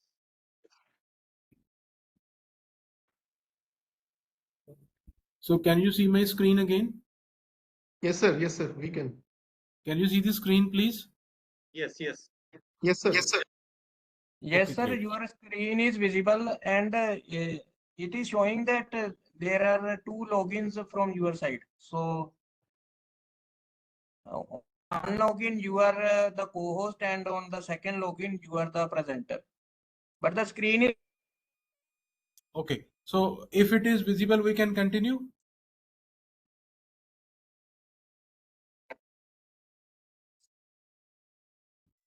Okay, so sorry for this disturbance. So we were interested in understanding some of the behavior of the material in case of the thermoplastic or the polymer based material. As you can see in our previous case, we were talking about the different metallic alloys, and we try to basically reduce the weight. We try to correlate with the different melting temperature material. Now the same philosophy now extended to the the polymer case, we are interested in enhanced strength, we are interested in improved stiffness, improved absorption, and the sensing capability. So it has some of the typical application in making some robotic arms, specifically in the soft robotics area. Now coming to the actual case study for the 4D application, so what we did is we played with the some of the parameters of the polymer printer, and we talked about the variation in the nozzle temperature, printing speed, raster angle, and we try to optimize the peak load in the tensile, in the flexural loading, in the compression loading, and in the torsional loading condition. And based upon that, we try to make a multi-factor optimization model, and based upon which we develop a mathematical equation which is being used as a dynamic ROM for my typical application. Now this is the application. As you can see in the screen, this is a typical intermedullary pin which is being used actually into the intermedullary canal of a dog. So we are actually working with the one of the veterinary hospital, and the idea is to put a intermedullary pin in a dog which is just 3 months puppy. Very common problems with these type of dogs is, like, if they fall from some height, let us say from some stairs, etc., they fall, they have a bone which is broken, and then I have to put some intermedullary pin into the that intermedullary cavity, and normally the healing period is from 10 to 12 days only, right? So after that part, we basically remove this pin, right? And uh, the patient is comfortable to move, right? This just take 10 to 12 days. Now just imagine I have a some metallic part like this, and I am putting this pin into the cavity, which is normally maximum of 14 centimeter in length, right? Now the entry part, we call it the distal end, which goes to the lower section, and the upper one we call it as the proximal end. So from the proximal end to the distal end, we insert a pin like this, right? Now the animal, once they are not like humans, so once they see their owner, so they get really excited and they start galloping. Once they start galloping and with a load, the problem is this pin pierce and it comes out from the distal end. So once this type of things come, I have to do a surgery immediately, and that is really painful, right? So to address this issue, basically the surgeon wants us to develop a pin which can have a more retention, like this part will go to the distal end and this will be on the proximal end, right? So we develop a pin by playing with the different thread profiles. That is quite obvious for a mechanical engineer, that I can play with the different profile of the threads over here, and basically can control the retention into the pin. So what actually the innovative part is, we put a meta structure in between over here. Like you can see over here, I have put a meta structure, 50% meta, 40% meta, 30% meta. So what actually this meta is going to do is, it is giving me a shocker type behavior. Once there will be a sudden load, this meta will compress, right? So the pin, in place of piercing the distal end, from the distal end, this will have a some shocker type situation, in which this will be more ease to the patient.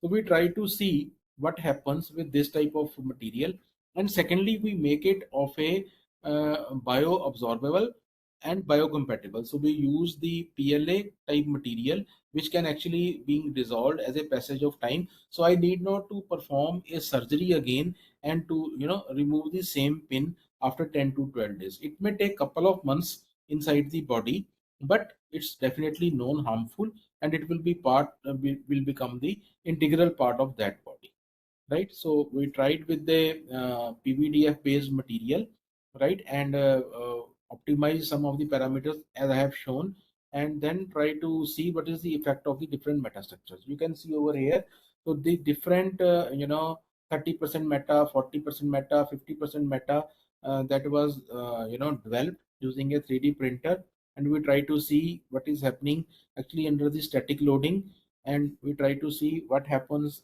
for tensile case, what happens for the compressive case, what happens for the torsional case, which one is better under 30, 40, 50% metastructure in terms of peak load, break elongation, strength at peak, strength at break, and finally the young modulus.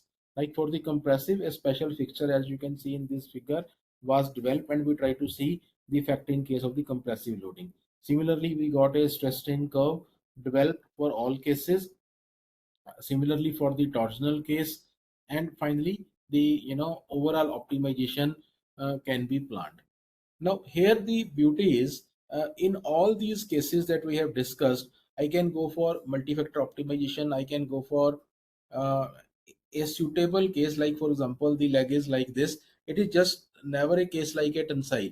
This can be a torsional case. This can be a case in case of compression, and then it can be a flexural loading, 3-point bending. I can think of collaborating all these four and can use a multi-factor optimization approach for developing a overall model. So these type of optimized solution actually are not available in the commercial market. So there is a lot of potential for startups in this area, where I can use these type of optimized situation based, consumable, biocompatible, biodegradable implants that can be put into the human body. Now here the another typical part of digital twinning is, for all these type of situations where I have optimized the young modulus, peak load, peak elongation, elongation at break, etc. I have a situation, where I can basically get a governing equation which may be based upon RSM model, which may be based upon a Taguchi model, or any DOE based model, which can be used as a governing equation for my process, right? So this we call it as a digital ROM, for my digital twinning part. So if you work on the ANSYS platform for making a digital twin, basically I need two things. One is a governing equation that I will get from these optimized model as a digital ROM, and the second one is the real-time data. So once I will club these two things, we can make a equivalent electric circuit, and in a ANSYS platform, I can make a digital twin of that patient, right? So that is the beauty of using this type of the typical structure, going for its multi-factor optimization, and then comparing with the machine learning data, how I can recommend the surgeon for using these type of activities, or planning these type of loading condition in a particular age based patient, right? We actually tried this. We developed this for a number of puppies and installed after the in vitro analysis did for the ethical clearances, and we have some clinical trial data with us, and that these are really successful as compared to the solid implants, specifically when I am interested in reducing the effect of the stretch shield. Now coming to the last part of the story, again we are interested in 4D application using a gel printing case. Now this is another interesting area which is of a great interest nowadays to the lot of people. Just imagine there is a burn injury case, like Tory victim case or something like that. A lot of people are working specifically for making some smart material which can be a smart dressing, or for some wound healing application. So in this region, we came across a solution in collaboration with Punjab University, that they have a special type of a fish skin of a breed called Ruhu, which is having a wound healing capability. Just imagine if I apply the gel of that fish skin, it helps in specifically the burn injuries, right? Just imagine using a 3D printed structure. Basically, what I am doing is making a patches of, just like a bandage and applying to the patient, right? Now, as my wound is going to heal, that particular gel of fish skin is, going to get absorbed in the body rather than I have to peel it off.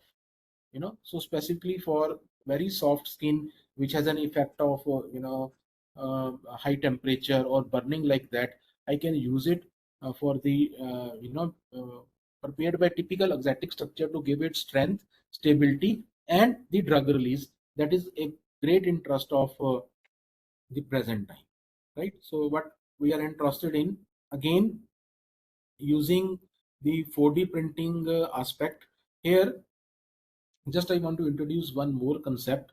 The concept is basically of a controlled drug delivery and its measurement using the concept of microstrip patch antenna.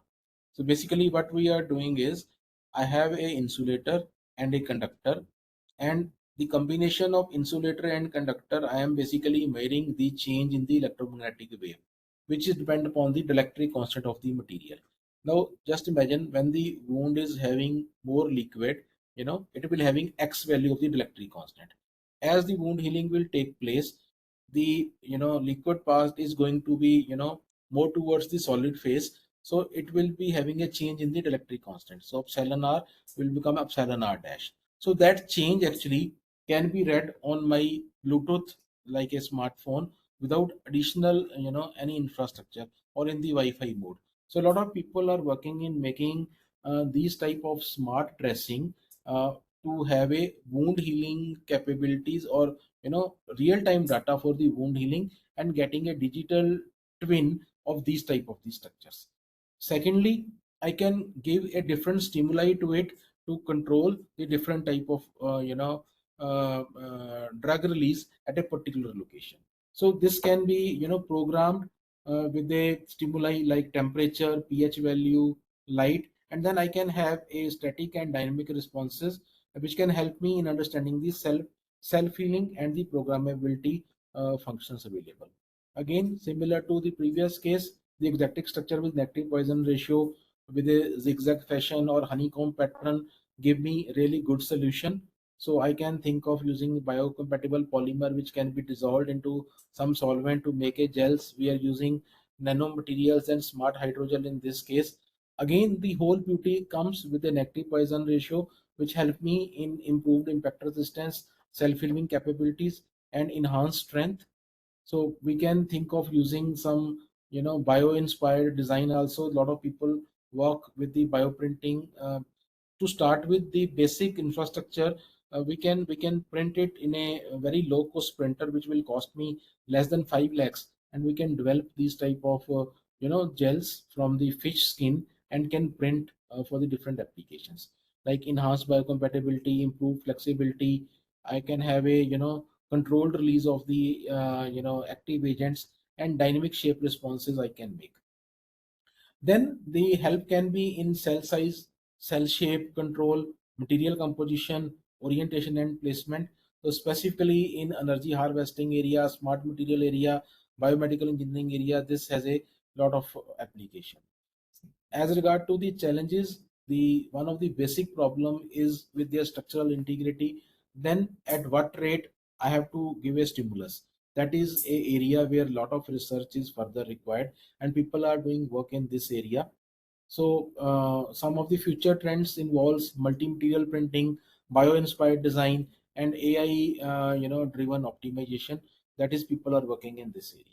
So this is all about using these type of 3D technologies for making a digital twin of any physical system. So I tried to give an overview of using the metal printing based structure, polymer printing based structure, and gel printing based structure. I hope the information is helpful. Now I'm open for any discussion or question if you want. Yes, please. Thank you, Professor Vinder Singh ji. Information is very, very much latest, and The structure you have described is already in a front row of research while designing the skins. So from the participants, questions, please. Yes, please. Any questions?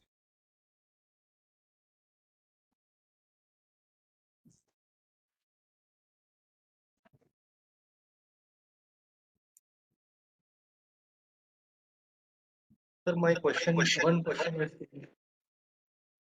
that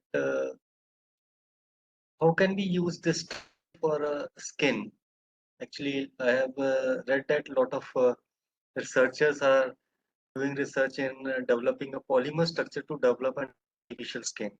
So how this structure is working in that case of making a sensitive skins to a patient? See, what we are exploring at our end is for the fish skin. What we have done is we collected the fish skin from the fish market and prepared the gel. So that gel I am printing right now in the form of a patch. Now I need some linker and the stabilizer for it, and these are really curable under the UV light. One of the major problem that also we are facing is the gel stability. That is really a big problem. If you just see the commercial available gels, there is a big catalog for tin based, platinum based, bismuth based material that can be used for different sensing application. But specifically for the skin printing, a lot of the researchers, they are using the animal skin and specifically the fish skin already available, and making it in the gel form and then printing. So that is the thing that we are also trying to take the help from our colleagues from the biotechnology department, and they are helping us in developing these gels. And there is a standard procedure protocol that they follow for this. And what actually as a mechanical engineer we are using is using that prepared gel, putting into the printer and try to develop some sensor over it to see the effect of the stimuli. So that is actually what we are doing at our end. Specifically to your question, how this will be helpful for the patient, that what I understand, I have to see the development of the cell structure parallel to some plane or perpendicular to some plane.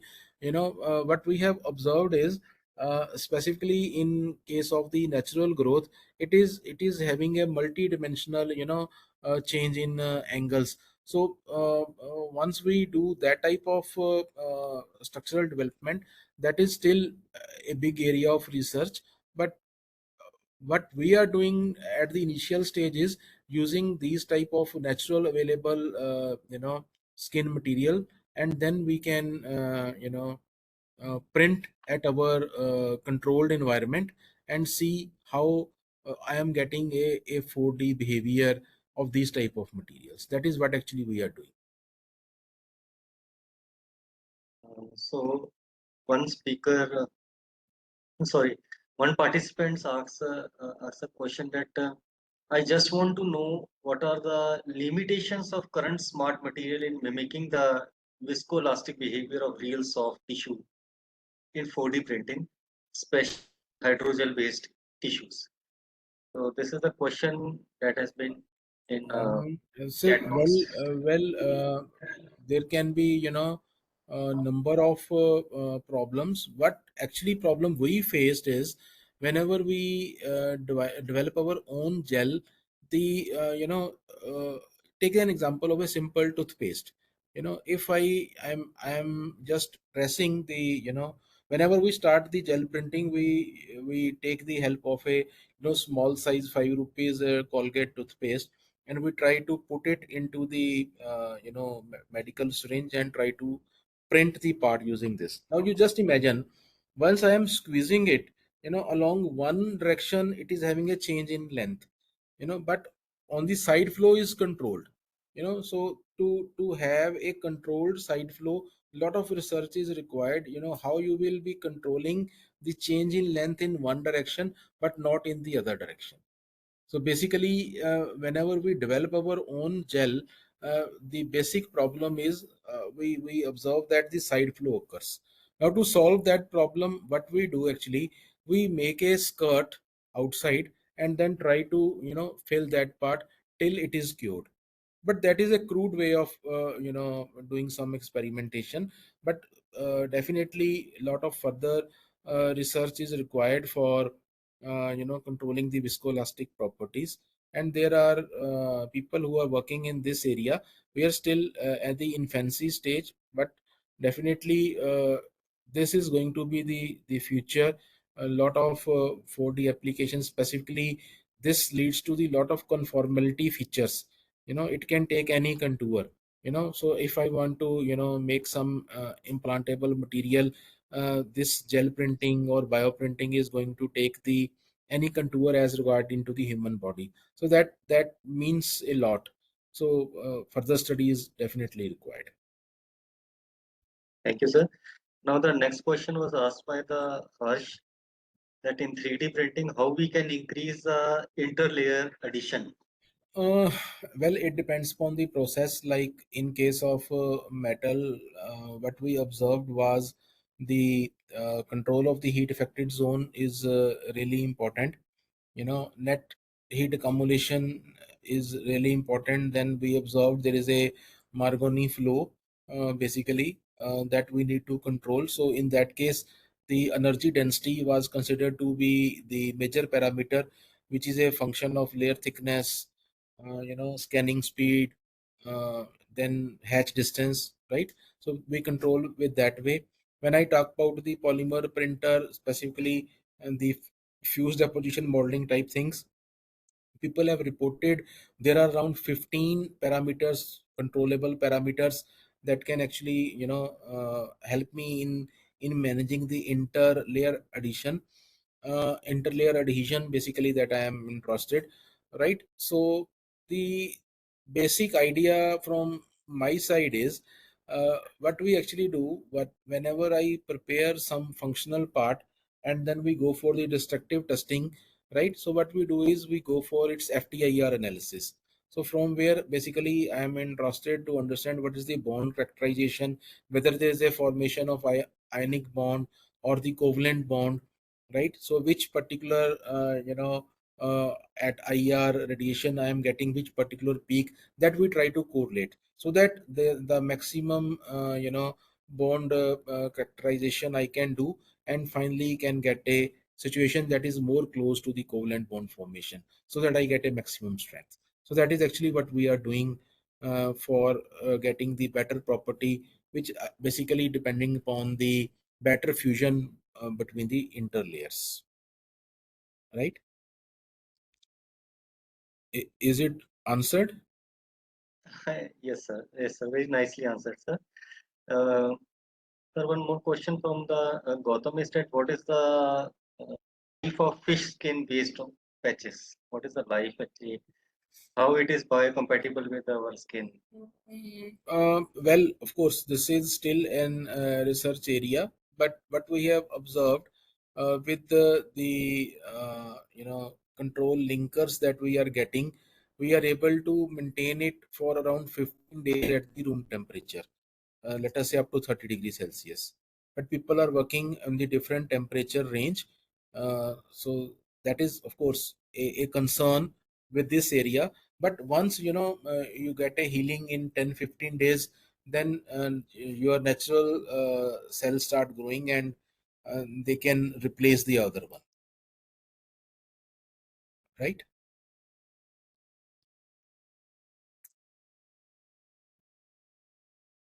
So the last question is, what is the cost factor involved for the digital twin development and usage?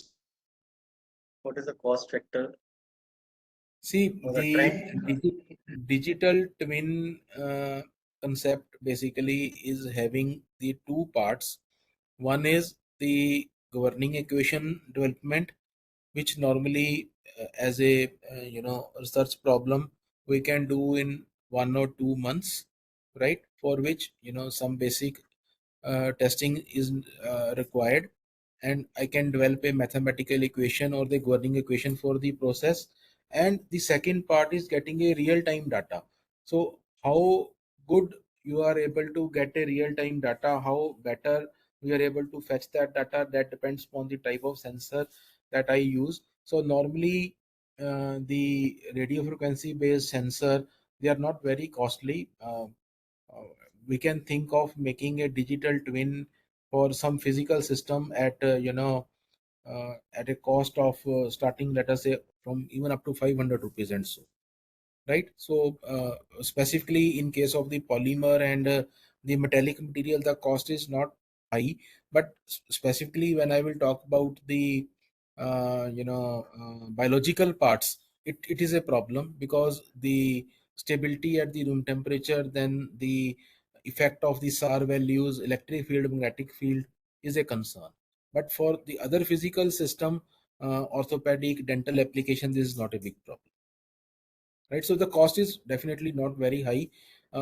It may start with a basic system costing from just rupees 500 onwards, because just what I need is a transmission system with a radio frequency, and then I can have my smartphone tuned in the Bluetooth range or in the Wi-Fi range, and the smartphone is good enough to read that signals and interpret the result using a open source apps. That is what is being done, right? So any other, please? Yes, sir, because your topic is very interesting. Lot of questions are coming in a chat box. One, I think that what is the benefit of machine learning in this case? The Satwinder Singh asked, Okay. what is the of machine? See, whatever the governing equation I am getting is basically the ML part. So for making a digital twin, it is having a two sub parts. One is the getting the mathematical equation, that is through ML, because I have to conduct some good number of experiments, right? So that experiments I can optimize using a DOE. So that machine learning is the step one of getting a digital ROM. So once I will have a digital ROM, then I will feed that into like one of the platform of the ANSYS, where I have a twin builder option, and using a real-time data, when these two things will go together, I can have a digital twin, right? Yes, sir. All the questions are almost over, sir. And presentation is really impressive. And I appreciate the research, which can be actually not only it goes to the printed form. If it is implemented for the humankind, that is a real research. So as I have seen your presentation, that your presentation really focusing to the humankind, practical implementation. So very nice presentation. The participants are also appreciating this presentation and information. So uh, thank you, sir. Thank you for your time. And dear participants, our next speaker, Professor L. Silva Ramakrishnan, is going to join us within 5 to 10 minutes. So we can take a 5 minutes break. Then, yes, now he is going to join, and please wait for him.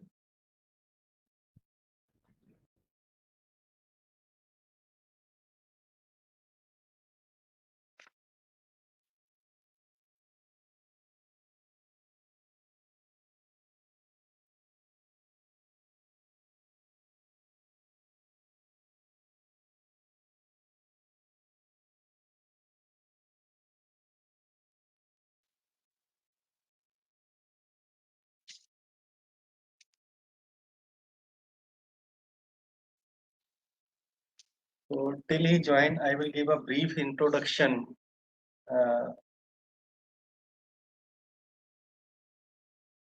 about L. Silva Ramakrishna. So, dear participant, Professor L. Silva Ramakrishna is presently working as a professor in Department of Mechanical Engineering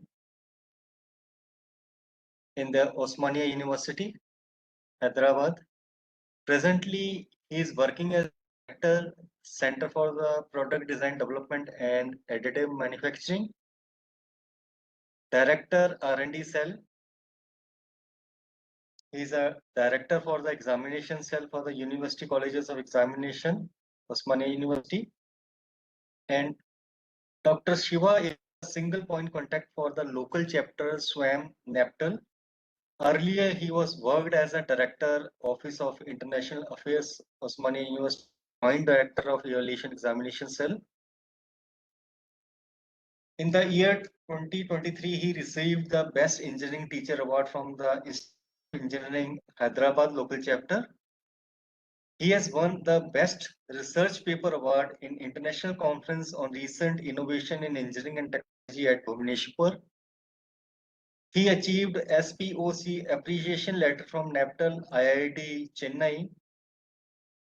His vast teaching and research experience of nearly 30 years. So during his teaching career, he taught us subjects like engineering mechanics, CAD CAM, additive manufacturing, 3D printing. His area of research includes 3D printing, Industry 4.0, and cloud-based manufacturing system. He has published nearly 100 research papers at various referred international national journal and conferences. He has visited Florida International University, Miami, USA, Princeton University, USA. He has completed a research projects to a tune of 50 lakhs sponsored by UGC, AICT, DMRL, Hyderabad. He is a reviewer for the many reputed journals like Institute of Engineering, CDC Journal, Springer, British Journal of Medicine and Medical Research. He has authored a textbook on production technology. He is a doctoral committee member of VIT University Vellore and member of studies for various engineering college governing bodies, member of many colleges. He has guided around 100 ME project and under the guardianship of 7 PhDs. He delivered around 150 guest lectures in various UGC, AIC, UGC, MMTTC refresher course, webinar, in-house training of prestigious organization like BHEL R&D. Workshop organized by the Institute of Engineering, etc. He's also organized 30 short-term courses, international conferences, workshop, etc. He has organized a prestigious program, Global Initiation for Academic Networking, GYAN, with Professor Suman Das from Georgia Institute of Technology, USA as a resource person. He has also organized 3 ATAL AICT online FDP on the stress management and other 2 on 3D printing design. He has also done many research consultancy projects in the area of 3D printing. He worked with the Care Hospital, Banjara Hills. He is in collaboration with the medical hospitals such as Care Hospital, Banjara Hills, Yashoda Hospital, Sikandrabad, Sunshine Hospital, Sikandrabad, Shri Sai Dental College for solving various critical cases related to maxillofacial surgeries, corneoplasty. He is a member of various professional bodies like member of Institute of Engineering India, Executive Committee member of Indian Society for Science and Engineering, ISRO, and various reputed organizations. Now he is also a CFO top force member of Telangana State Pollution Control Board, Hyderabad. So, a very impressive biography of Professor Ramakrishna. So I request Professor L. Shiva Ramakrishna to start his presentation, and please, Sukhvinder Singh, please give rights to Professor Shiva Ramakrishna. Over to you, sir. Yeah. Sir, Thank you, I have sir. given. Am I audible, sir? Hello. Yes, sir, you are audible. Yes, sir. Yes, sir. You are audible, sir. Okay, great, great. Thank you, Professor Sarbajit Singh Sidhu, sir. I think we have a long association. Sir was very instrumental in many of the activities. So, thanks to the Department of Mechanical Engineering, UIT Punjab, and SBSSU Punjab for giving me the opportunity to be the part of a speaker for ATAL ACT FDP on next generation biomaterials, clinical translation through machine learning. It's a very interesting topic you have selected, sir. First, congrats to you and your entire team for getting the opportunity to be part of ATAL and presenting and conducting the program, which is a great task. I feel it's a great opportunity given by the Government of India, MHRD, Government AICT, and myself has conducted two ATAL AICT programs during the peak Corona time. I think at the time, Professor Sarbajit Singh Sidhu sir has also attended the programs. Is it right, sir? I hope I remember. And we have Yes, sir. Yes, sir. It got, was very yeah. interesting on 3D, sir. I remember it. Yeah, I think 2001, 2001, I think 21, like that, I think 21, 22. And myself, I conducted almost three ATAL AICT programs, and also I've been the speaker to ATAL AICT program. Many lectures I have delivered. Last month only I delivered in Chennai, and before that. So thanks to AICT for the wonderful opportunity given to all of us, especially learning don't have any timeline. So as this program itself tells, we are having the lectures evening 6 o'clock. It's a great thing that after you do your regular work, and then you can also upskill yourself with the latest technologies. And I think you have taken a great task, sir. Congrats to your entire team for doing this.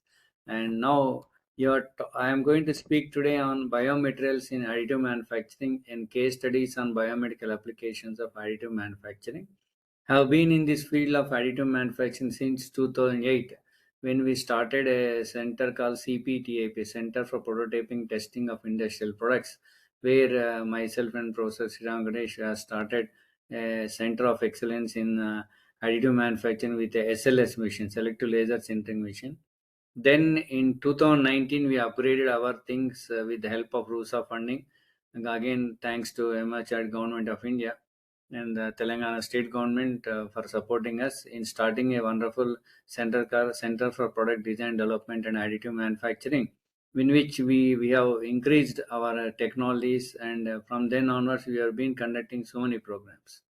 And our center itself will conduct so many programs, skilling programs, and also we do what consultancy, and we do the research projects with prominent organizations like DRDO, DMRL, etc. And what I am going to present in today's lecture, I hope evening session will be always a tough task to listen, because morning you have done lot of work, your energy may be exhausted, but still I try to keep more live interesting case studies where you can understand the potential of additive manufacturing.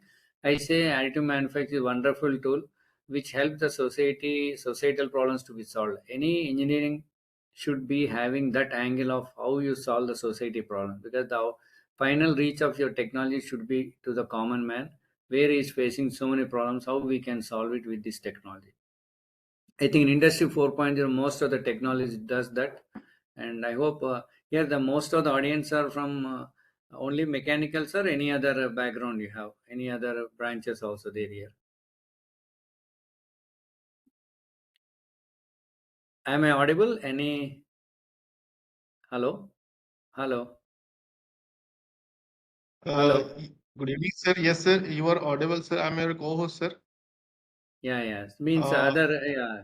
You have audience yes. only from mechanical or other engineering No, backgrounds, we have sir, we have participants from different fields, sir. domains. Okay. Yes, sir. Non-engineering also may be there, right? Yeah.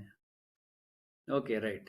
So if anyone has got some doubts, no, you can ask, and even the sir, as a co-host or the sir, you can tell me, because this is a virtual, no, presentation. So sometime I'll be going on, no, delivering my lecture without knowing your doubts. So you can stop at any moment and ask doubts. So Yes, sir. now I'm going to start the presentation, sir. I'll going to sharing my screen. I hope I have not shared the screen so far. So I'll share my screen.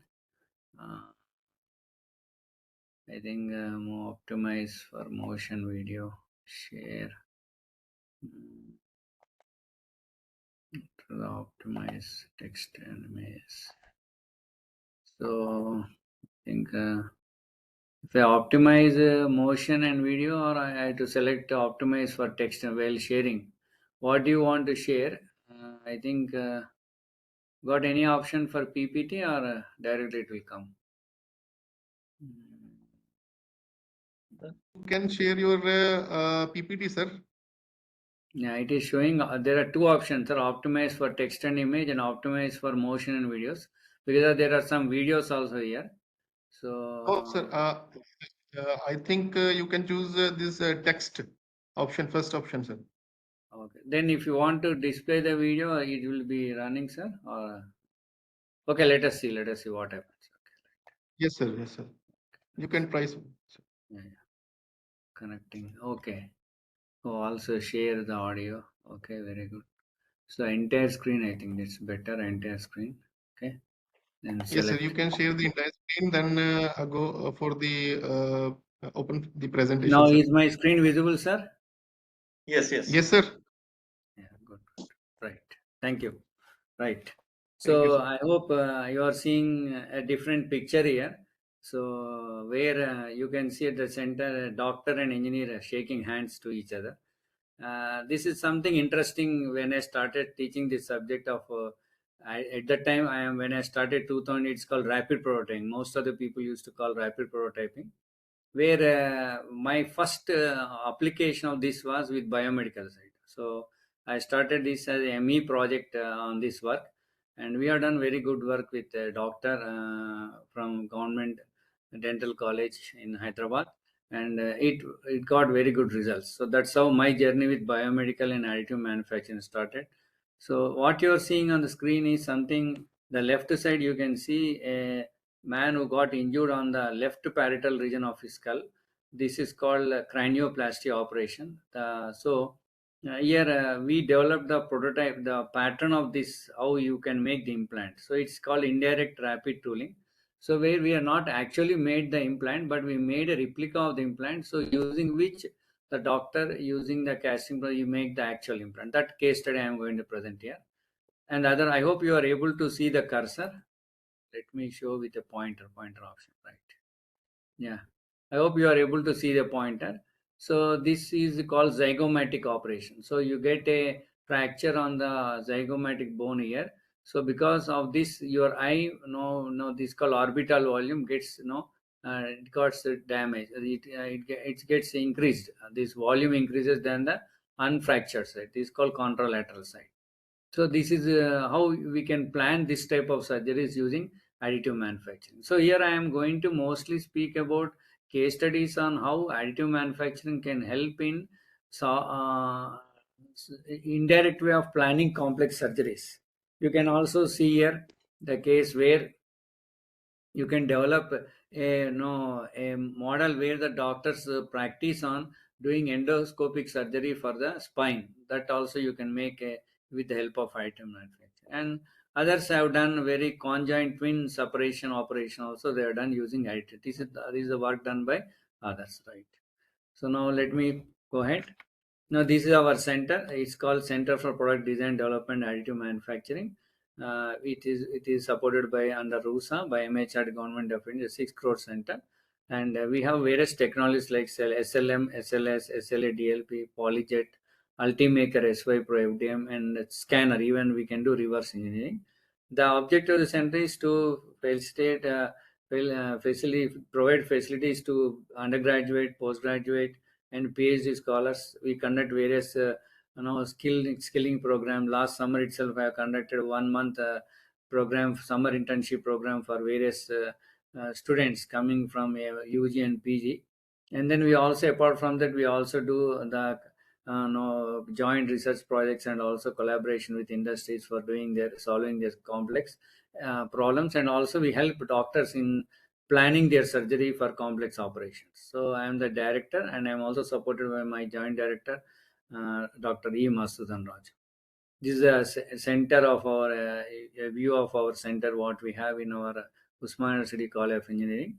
And beside this, we also have now, 3 years back, we got National Center for Additive Manufacturing, India's biggest additive manufacturing center, supported by MIT and Telangana State Government Industries. That is a full-fledged like industry will work.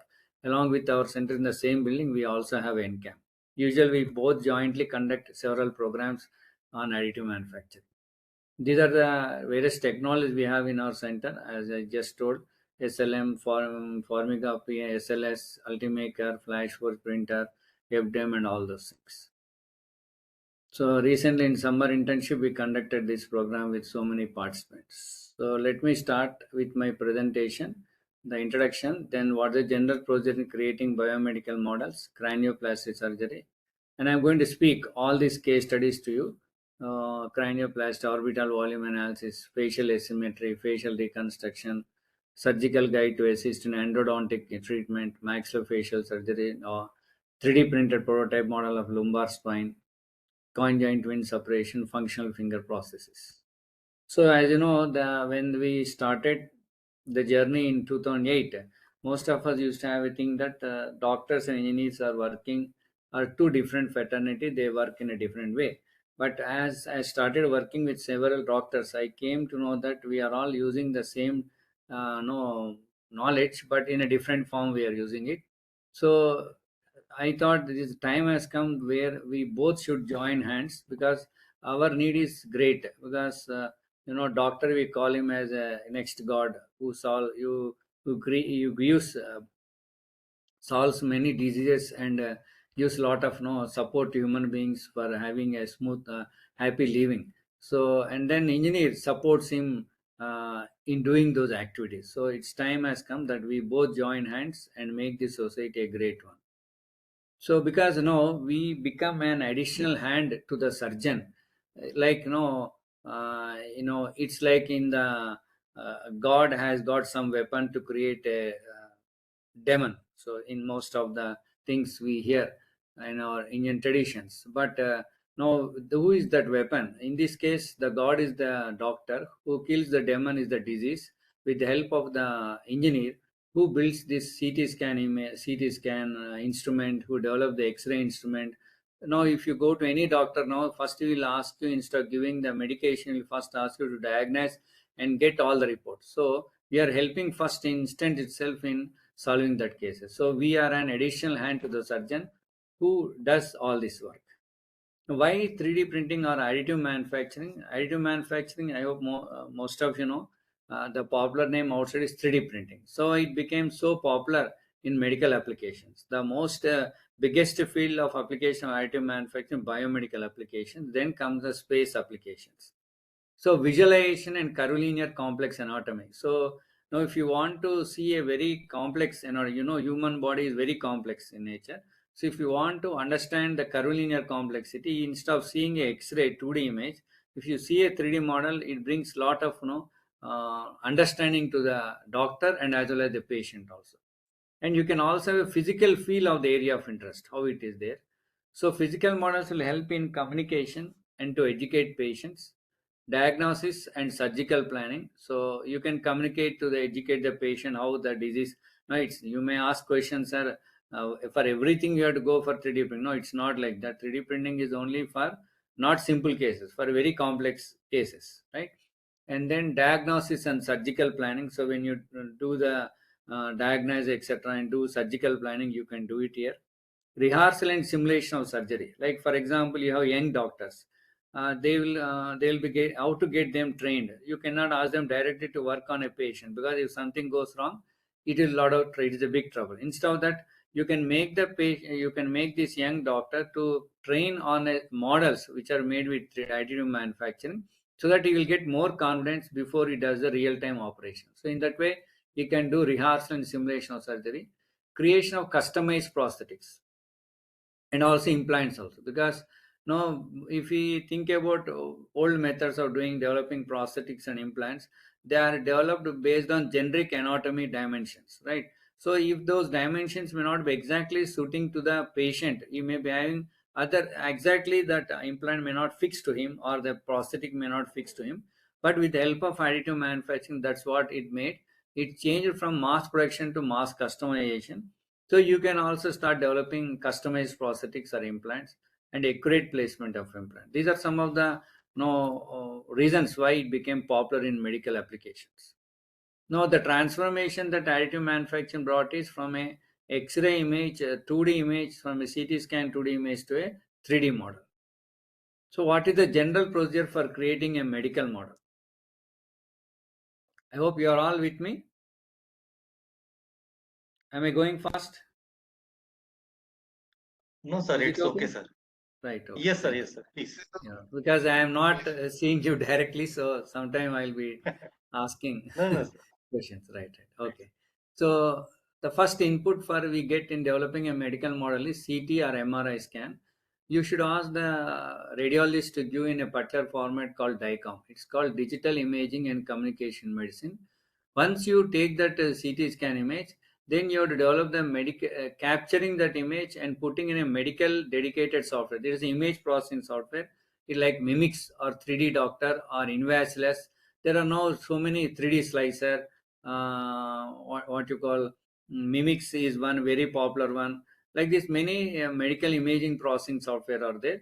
Where I'll tell you in the next slides how you do this processing. Once you process that CT scan image, then you get the CAD model in the form of STL. I hope most of you know the basic process chain of additive manufacturing, where the first step is developing the digital CAD model, and then you convert into a particular format called stereolithography form, or it's called standard triangular layer information STL file format. So here what happens, you convert all the surface into number of triangles, right? That is called triangulation.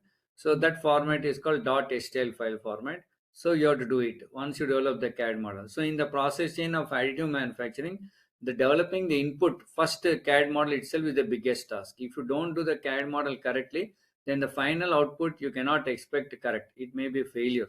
It's like garbage in, garbage out.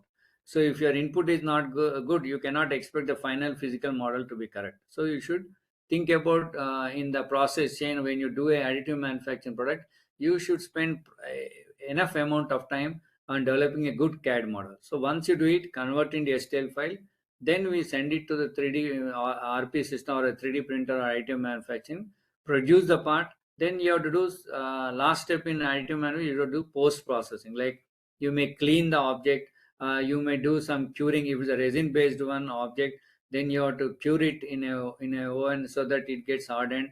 Or if you want to do painting, you can do painting. Or you want to remove supports that you got when you're building the product, you have to remove those supports, and finally you get the finished model. So this is the basic procedure for creating medical models in additive manufacturing. So what are the various activities involved here? Like we start with the data acquisition. What are the different roles I'm just putting here? So data acquisition, you get a patient, from the input is patient, output is a CT image that you got using an instrument called tomography. Here the persons who are working are the radiologist and the surgeon. Then once you got the CT image, then develop the CAD model, then using a dedicated software develop the CAD model. Again, here your role will come as a computer graphic expert, and as a surgeon will be always there with you in all the process. Surgeon has to validate your work, so he will be there. You can see in all the steps, you see surgeon. We'll be coming in between and going, doing our role. So once you develop the 3D CAD model STL file, then you the RP model, that is prototyping model, you produce using different technologies like stereolithography or FDM, or depending on what type of region of interest, what type of thing you are developing. So you select the proper technology. Again, here a rapid prototyping expert or additive manufacturing expert will be there, and the surgeon will be validating your model. So then once the 3D model is done, then you do virtual surgical planning and software for STL editing. Then you do computer graphic expert will be there, and the surgeon. Like this, you can see in different steps, virtual surgical planning, validating virtual surgical planning done by surgeon. And once you do it, then the next steps will be taken care by the surgeon. These are the different roles are there in developing this biomedical or medical applications of additive manufacturing. So as I said, no, the important step is the image processing. So once you got a CT scan image, you got a thing called each image has got its own pixel value. So in pixel value means, for example, when you're taking the image of the person. So for example, you're taking the head image, CT scan you're taking. So when you capture the head, so what happens is your region of as I shown just now, the skull made by broken. So that part of the skull is interest for you to develop the implant. But when I capture the image on that hardened bone, you have the skin, and then you have uh, the hair also is there. So when you capture it, you get all these things. So but each one has got its own pixel value. Each one has got its own bitmap. So what happens, you do now, your region of interest is only bone, not skin or the hair. So each human body has got some threshold value, that is pixel value. It's measured in units called Hounsfield units. So you select the threshold value. Once you select it, other things which are not required will be eliminated. That is segmentation density, it will happen.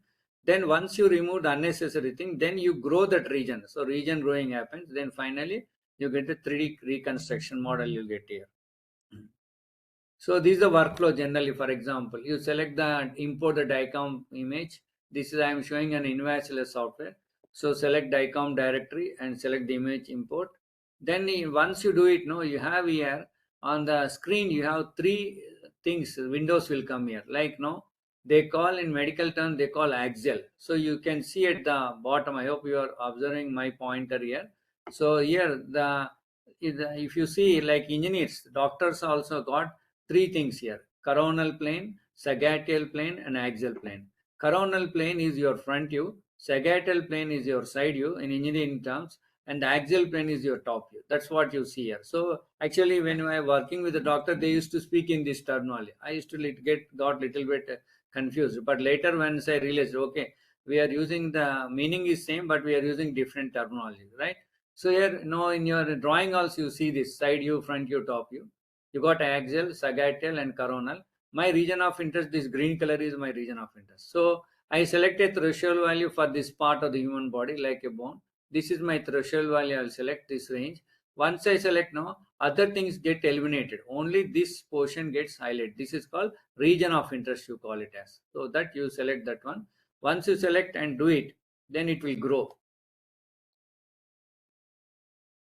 You do it threshold value, select, it will grow, and finally you get like this in the like isometric you get in our drawing, like this you'll get here. This is what is called the image processing. Just I want to tell you how image, this is a very crucial step in biomedical application of additive manufacturing. If this step is not done correctly, don't expect the implant or the prosthetic or whatever the thing you're developing biomedical application will be correct. So you should spend a lot of time on doing this digital model. Like this you can get. So then you convert into STL file, then do the process. So like this, different parts of the human body has got different Hounsfield unit, CT number, like bone tissue 1000, liver 40 to 60, white matter 46 gram, like this. This is from medical journal. You can get all this information. So what are the biomaterials you are generally using? Generally, biomaterials are natural or synthetic, maybe artificial or natural, designed to interact with the biological system for medical purposes, either therapeutic or diagnostic purpose. They are used to replace, repair, or augment tissues and organs, aiming to improve or maintain the quality of life. So this what is the biomaterial. You may have find different biomaterials like metal. You may also get polymer based, or you may also get a combined composite biomaterials also may be there. Depending on the application, you'll be using it. So like you may be using it for implant development, tissue engineering, drug delivery, medical device. In all these cases, you may be using them. Some of the popular biocompatible materials you find in most of the medical applications are stainless steel alloys, titanium alloys, polymethyl methacrylate, PMMA, peak polyether ether ketone, calcium hydroxyapatite, acrylyl butadiene, styrene M30I. Like this, there are many materials now. New materials are also coming up, but in my most of my cases, I'll tell you we used PMMA or PEEK or titanium also used. Now we are working on that also. These are the different biomedical application, orthopedic implants, human anatomy, surgical aid instruments. In all these cases, you can use this additive manufacturing, like tissue engineering, also STEM engineering, you call it as. Even people are speaking about printing artificial ears or kidney, etc., which it is not still not to the full fledged it happened, but it is still under research. Artificial skin, I think it came, but the bladder kidney is not fully implemented. It takes time because it's not that easy to mimic a natural kidney or a what you call the ear or the eye or a bladder, etc., because they're very soft and very complicated in nature. And you can also see these are the scaffolds which are used. You can print these very complex scaffolds and you can grow the tissues on it, and the cell culture you can do and grow on it. So this type of scaffold support structure used for developing the cell that implant, etc., this you can print using additive manufacturing. So let me talk about the first case study. I hope it is clear up to this step, the basics of how you use additive manufacturing for biomedical applications. If anyone has got questions, you can ask until this point, because I don't want to continuously deliver the lecture. At any point, you can ask. Any questions from the participant, please? Excuse me, Dr. Sarojit, sir. Yes, please. Yeah, please. So, sir, Before you ask, please introduce your. You can just do. I want sir, to know. sir, I am co-host. Actually, I want to basically allow the participants from my side. If I can permit, they can Ask them one Sir, or two, sir, because we can have question answer at the end. But only thing is, why I'm asking in between is so that it's online. No, I want to see yes, whether please. people are with me or not. They switch on or just Okay, went away. I will allow, sir. I will allow them if they can if they have some questions they can ask. Or I shall ask one question. Anyone can answer that one. So, what is the input file format in the biomedical application CT scan? What is the format name? Can anyone tell? One of you, except the host and co-host. Others. Yes. The DICOM file. DICOM. What is Right. DICOM, madam? Full form? This is for medical communication, digital imaging for some format for Communication. medical communication. I think sir will be conducting it at the end quiz. These questions you will get. I think I will giving some question bank to sir also. Right. Right. Thank you, madam. Right. Okay. So let me speak about the first case study. Development of a 3D printed model for cranioplasty surgery. I think myself and Sidhu sir were in the same conference. We went there. And then Yeah. I think you remember that, sir. So Yes, sir. Miami. yeah. So In the let me Miami it was. talk about cranioplasty surgery. This we happened way back into. We both went in 2014 to US Miami. So this is a cranioplasty surgery.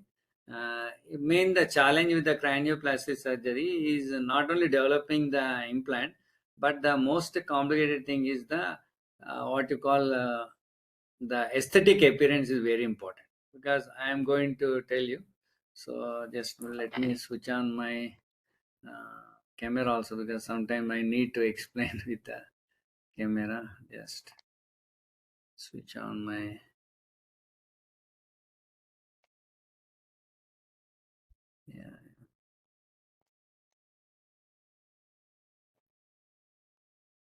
I hope I am visible, sir.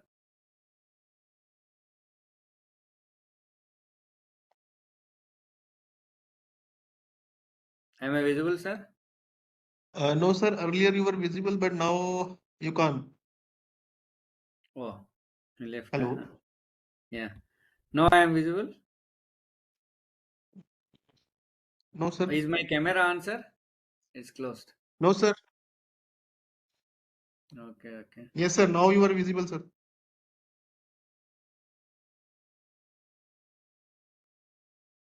This meeting is being recorded. Oh, 2 times. Okay. Oh, 2 times I joined. Okay.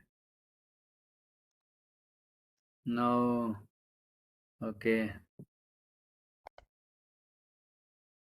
Now I hope I am visible now. Right?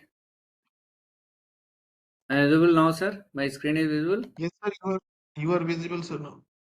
Screen Your is also PPT is visible, also right? yes, sir, screen is also visible. So, right. So, the thing is, for example, fracture happened on this side. Okay. The skull has broken here.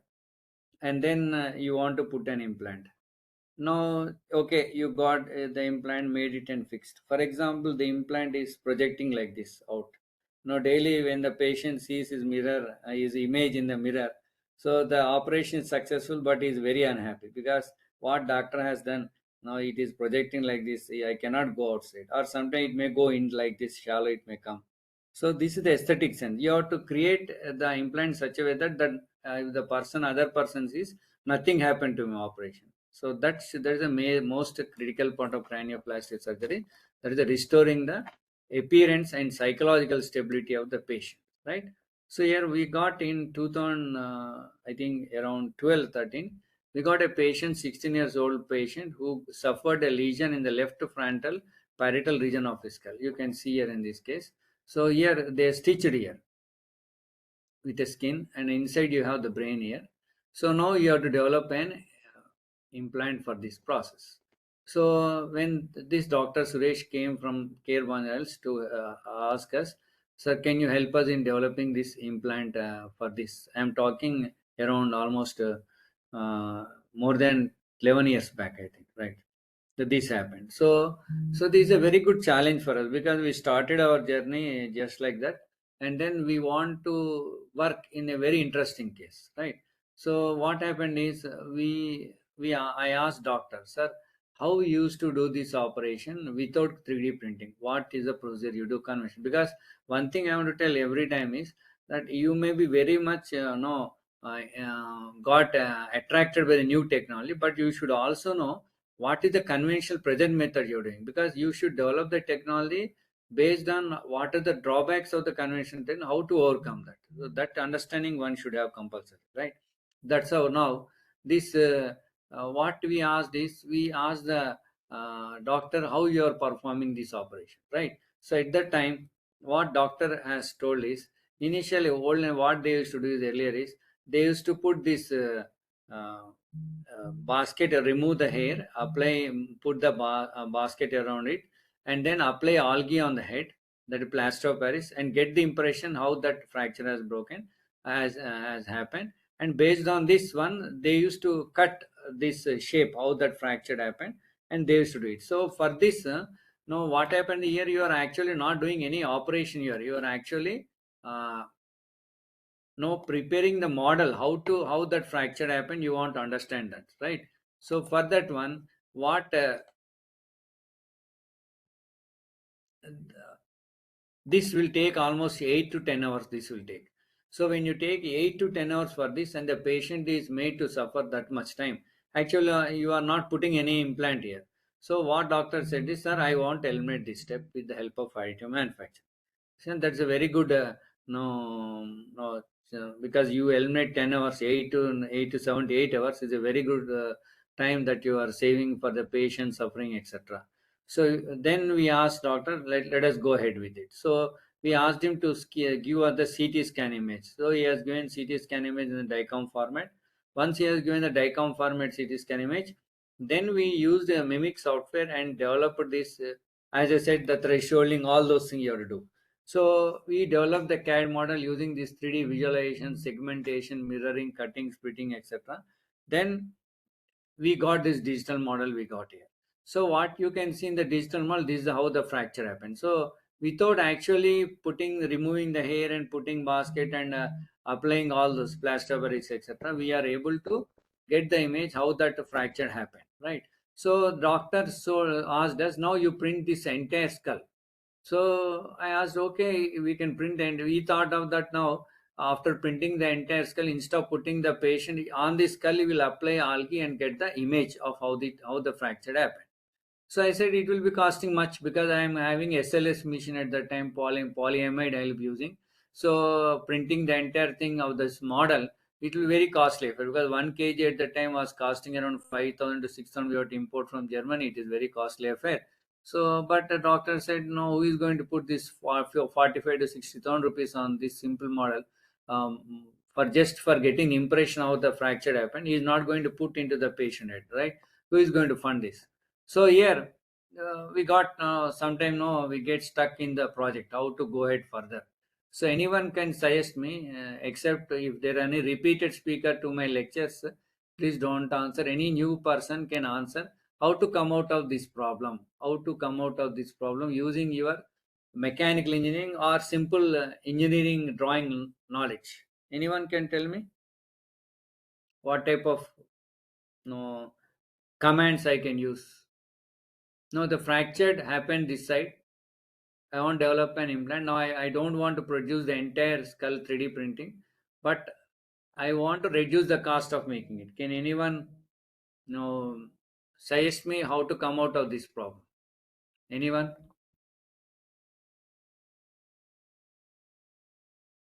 Yeah. Any audience? They're looking at the control and say the adjacent side. Left for the left, you can check the right side. What to do, madam? I could not get the point. I mean to say across the midline, the other side can be analyzed for checking the morpho and What is and the then command? What is the command you will use in? You are from okay, engineering background or other non-engineering? no, sir, I am a dentist actually. So we do Dentist. work. Oh, great, great, great, madam. Okay.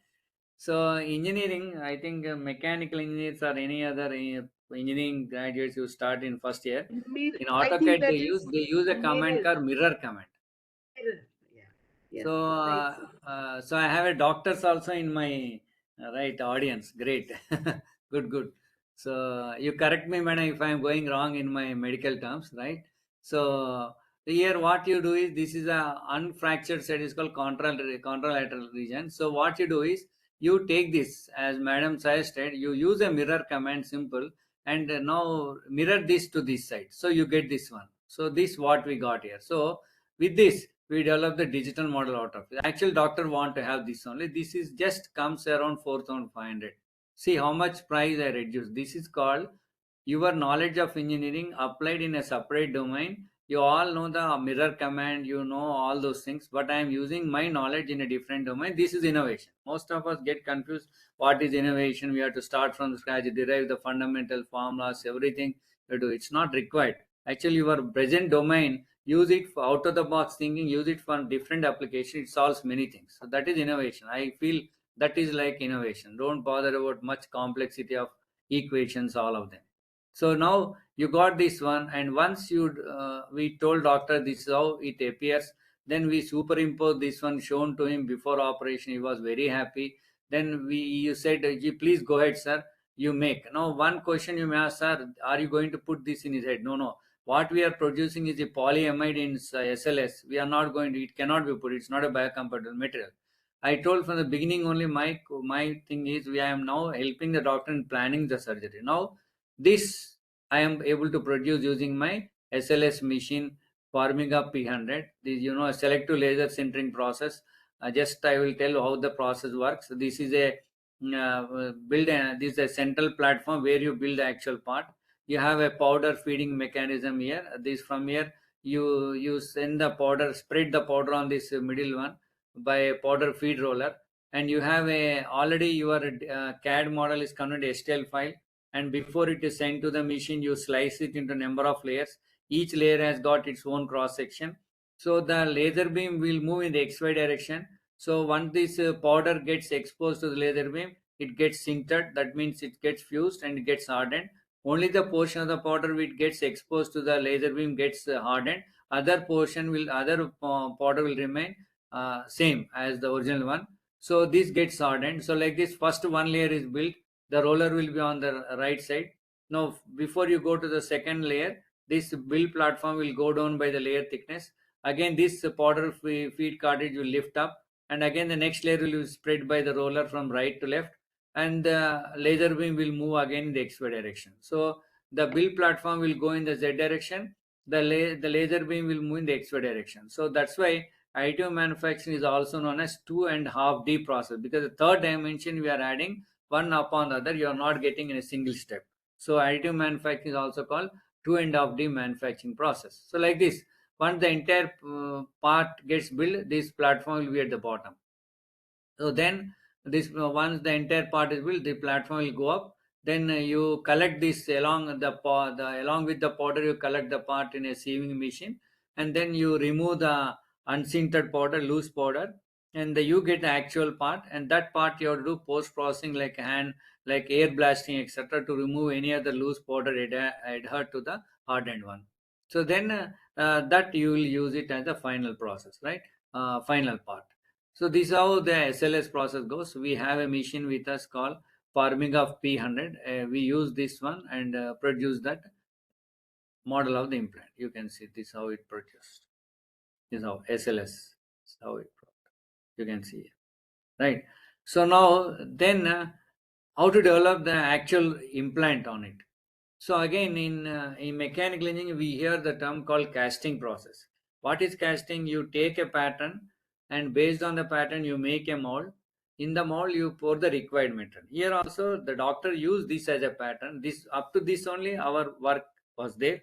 Then he used this one, and then finally he made a mold in his regular medical process in a medical labs, etc. He made a mold, and that from that he produced a implant with material called polymethyl methacrylate, which is already very much proven biocompatible implant material for cranioplasty surgery. Then he has done that, and finally it was fixed to the patient. So you can see that's how this was fixed, this implant. You can see the gap between the real-time bone and the polymethyl methacrylate, and you can also see this riveted one. This is the what you call titanium mini plates that they fixed here. So this is how the implant was fixed. This is how the additive manufacturing help in doing planning this surgery, and we are able to reduce by 22% the operation time, which is a great saving in terms of the patient suffering, etc. And this is a very you think about this operation 12 years back like that. So this we got certification from CARE, and it's a very successful in 2013. We have done this, and it was a very this is a part of my ME student thesis also work also. Usually I ask my students not to do any simple projects. You have to do something more live and try to solve problems of the society. So this is what we do here.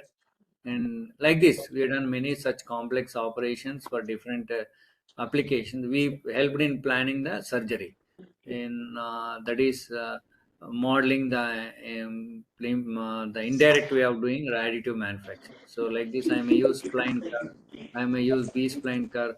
All my CAD engineering knowledge you can use and develop this dimension prosthetics. We can use it. Sometimes you may use FDM technology also. We produce using FDM also small you can produce. But between FDM, fused deposition modeling, and SLS is the most more accurate way. But sometimes it's efficient, it's enough to go for the FDM process also. So let me come to the next case study too. So the first case study was on the cranioplasty surgery. Now second is on the orbital volume analysis in mid-facial fracture using 3D printing process. This is a part of my UGC project. So here you can see this is a part of my UGC project. And what is zygomatic fracture? You can see this is your bone, your face. It is a zygomatic support which will support your orbital volume. And these are the various reasons because of these things, these injuries will happen. So what we have done is this. I am just telling the medical terminology. This is mid face. This is I am telling this is the region where the fracture happened to the patient. So we considered we have worked on this. We took around 10 to 15 case studies on this one, and these are the mid-facial fractures. These are medical terminal you find orbit fracture lines, etc.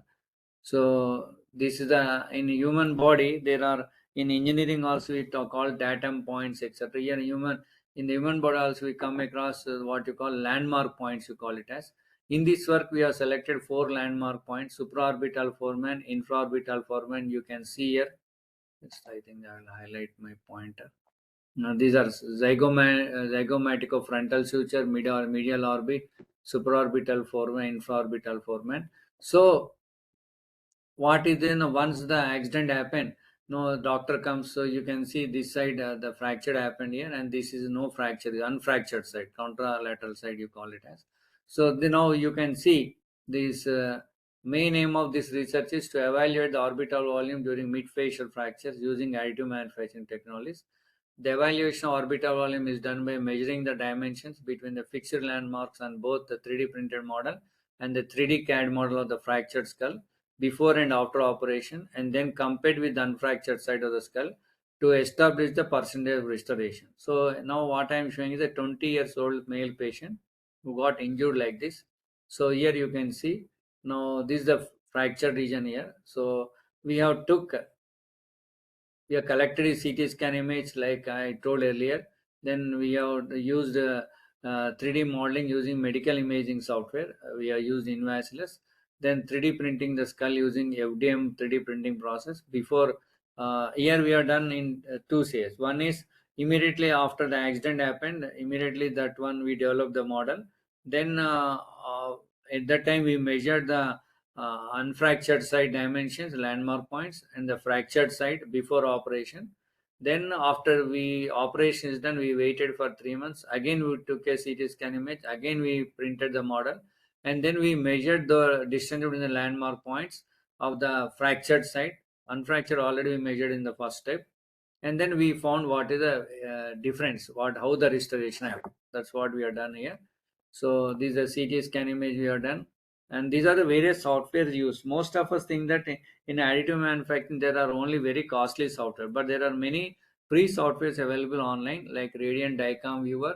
You also come across Invasilus 3, Blender, Autodesk Mesh Mixer, Flash Print software, or you can if you are using a Cura, you can also use Cura. If you are using other process, you can select those softwares. And Strata One is only a licensed software, which we have took the what you call trial version we have done. So these are using initial Radiant Dicom Viewer. We developed this, got initial idea of how that fracture happened, and then using this Dicom image, and we use Invasilus 3, which is a free software, most popular available online. So you can take this, and then using this CT scanners consists of grayscale. All these are the steps I am telling you. Import the Dicom image, Invasilus, and as I told earlier, you got axial, sagittal, coronal.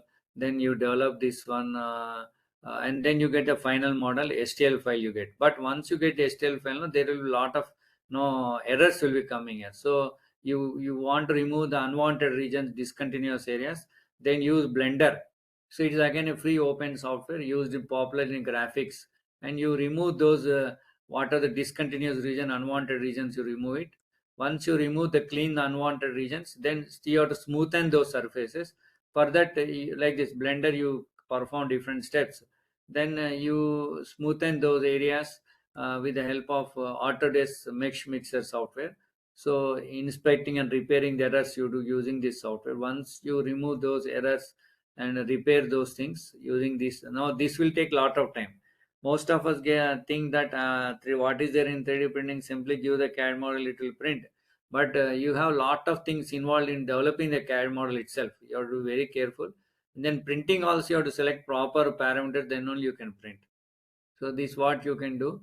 And once we have done this, then we use once you cleared completed the digital part, convert STL file, then we have sent that one to the our FDM machine has got flash print software, which is again free software available outside. It's like Cura in FDM. We have used that and measured which direction you have to print it so that you take less time and more accurate. And then we use these are the green color support structures. Then we printed that one. It took 21 hours 16 minutes to print that one using this very simple machine, 35,000 rupees machine, FDM machine. You can see the printing process, it happened. My student used to sleep in my room to get this, because evening times there will not be any disturbances. We used to print at that time. And this is what we got before operation, pre-operative model. Doctor will know how that fracture happened. Instead of seeing X-ray, etc., he got real-time 3D model with him. So he can plan his surgery, how to do all those things. So now what we do is, as I said, the landmark points, the contralateral side, the doctor will know landmark points are put by the doctor. We are not expert in that. So he will select the landmark points. He will give it to us. Then we'll measure the distances. So this side also will give the landmark points, right? So this is before operation. Then we have done, next time again we have done this, what you call only the after 3 months we again took the CT scan in a DICOM format, and this time we have not printed the entire face, but we have printed only the operated region, that is where you have done the operation. So that because the contralateral side is not going to change, unfractured side, so we printed that one, and it took 10 hours 11 minutes. And then these are the things after operation, after 3 months time you got this one. So then again we measure the distance between the landmark points. So before operation, measured the distance between the landmark points on the fractured side, and then on the unfractured side, what are the distance change in the volume happened, you got here.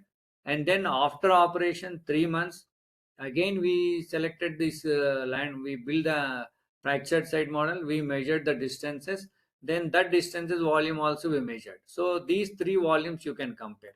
That's what we have done here. Actually, when we are doing this, we are told by doctor, you can also use this Strata 1 soft. This is how both things you can see, 3D printed model. And supraorbital, these are the landmark points, as I said earlier. And now we measured using the digital vernier caliper the landmark points. You can use a CMM also. This we have done around in Corona time. This is a very tough task for us. We took around 10 patients. We have done the work. So, and someone told you can also use this Strata 1 software. Digital, you can measure it. So we use the Strata 1 software and measure this one also. You can see the right side unfractured side is 27.0861 cc, and the fractured side is around 29.7710 cc. This is before operation. You can see how much is the volume difference is there here. Then after the operation, we measure after 3 months, we again measure. This is 27.335. So what is the original? This is on the digital, on the Strata 1 software. You can see this is 27.0861. So actually originally it should be 27.0861, but after operation it became 27.3350. So this is what we got in the digital. But actually in the physical model, it is little bit more accurate than the digital model. The problem is, and the Strata 1 software, selecting the landmark points is not that easy. So using the 3D model, you can select it. And finally, we are able to tell doctor, you are able to restore by 90, almost 91.88% or 92%, which is a good sign of restoration. But there is still scope for him to improve his operation procedure so that he can do it more perfectly. It can reach up to 95 to 96%. This is how you can use additive manufacturing for this type of complex operations.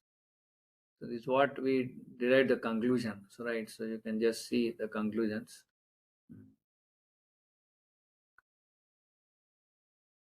So I hope am I with you, or am I boring you in the evening? No, sir. This is interesting. Oh, yeah. So we are there, sir. Yeah. It's interesting work.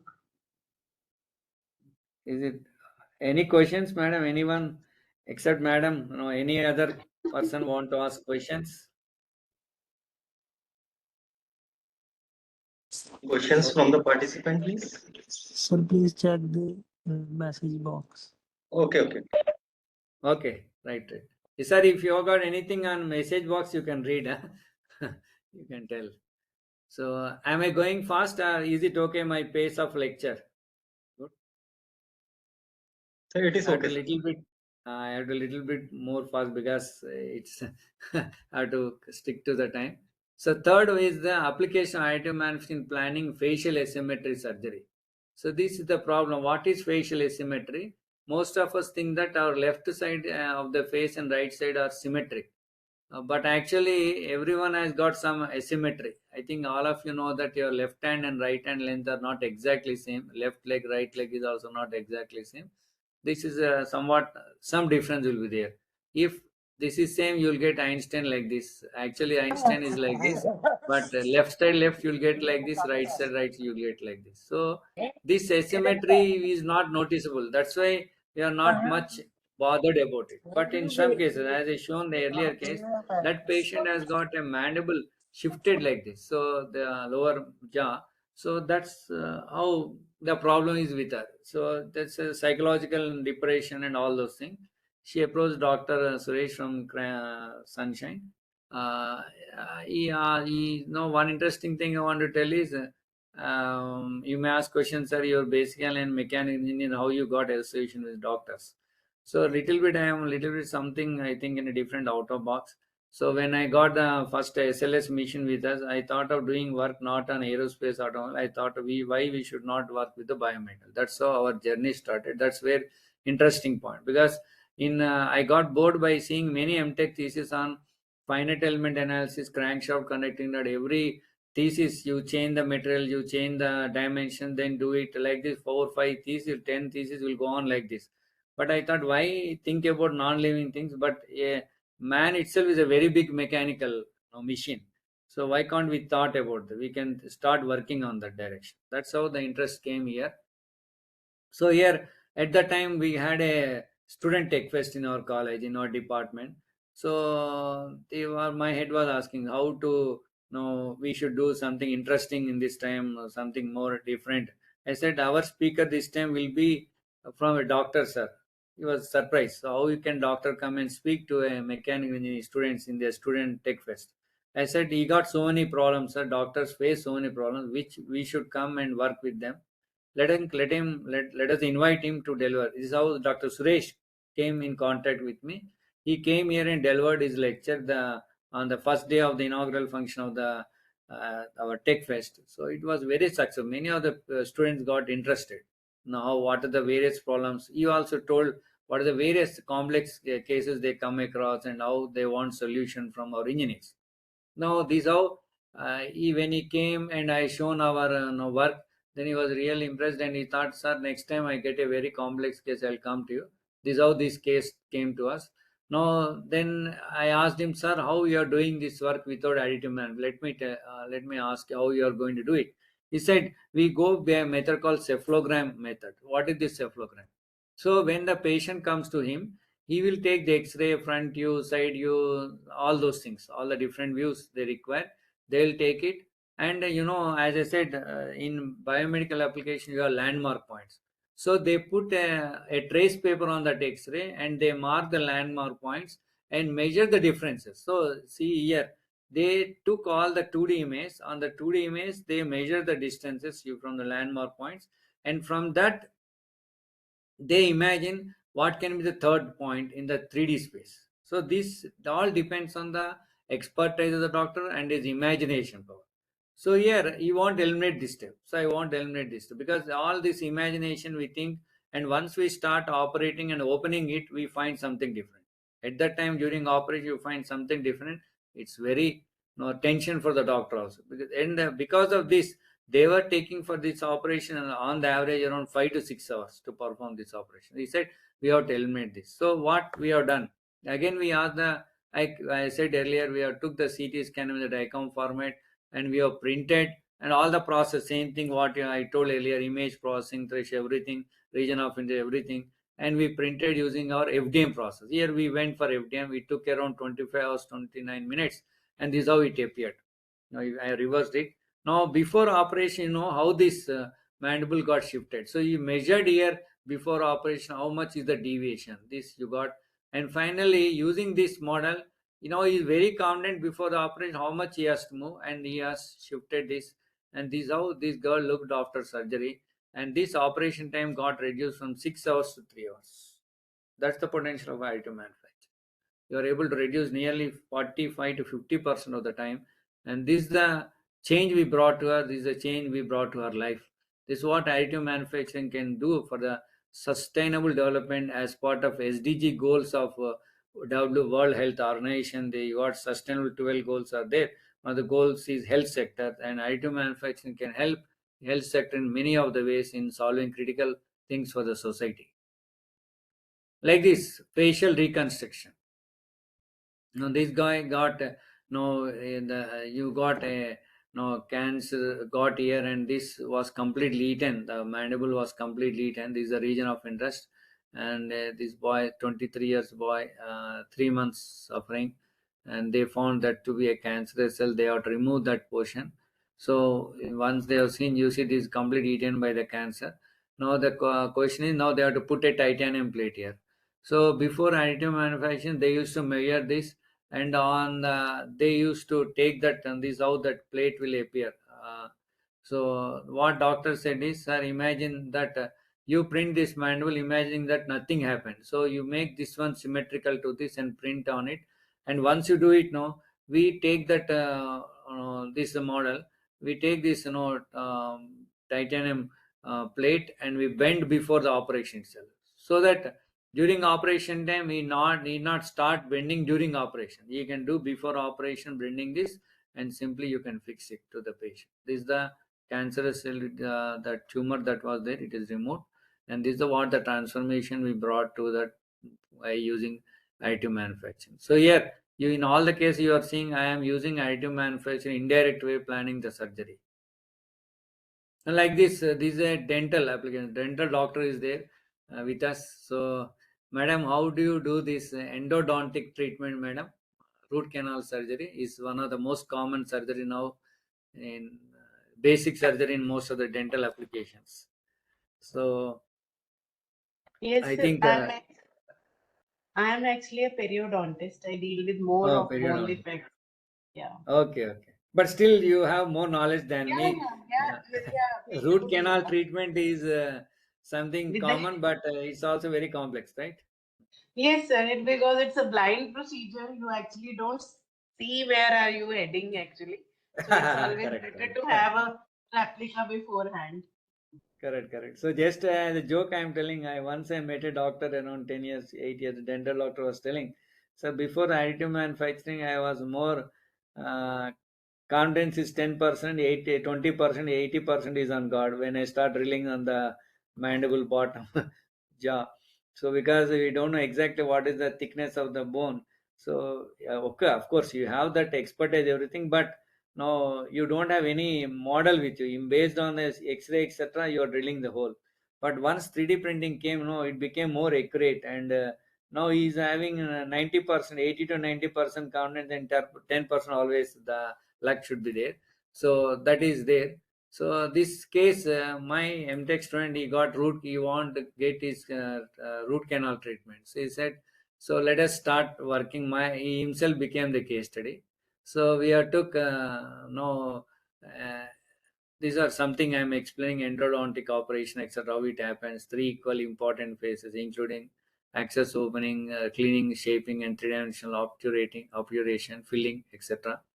So here, what you do is we have taken again the student himself. He got X-ray 2D image, and CBCT 3D scanning is done.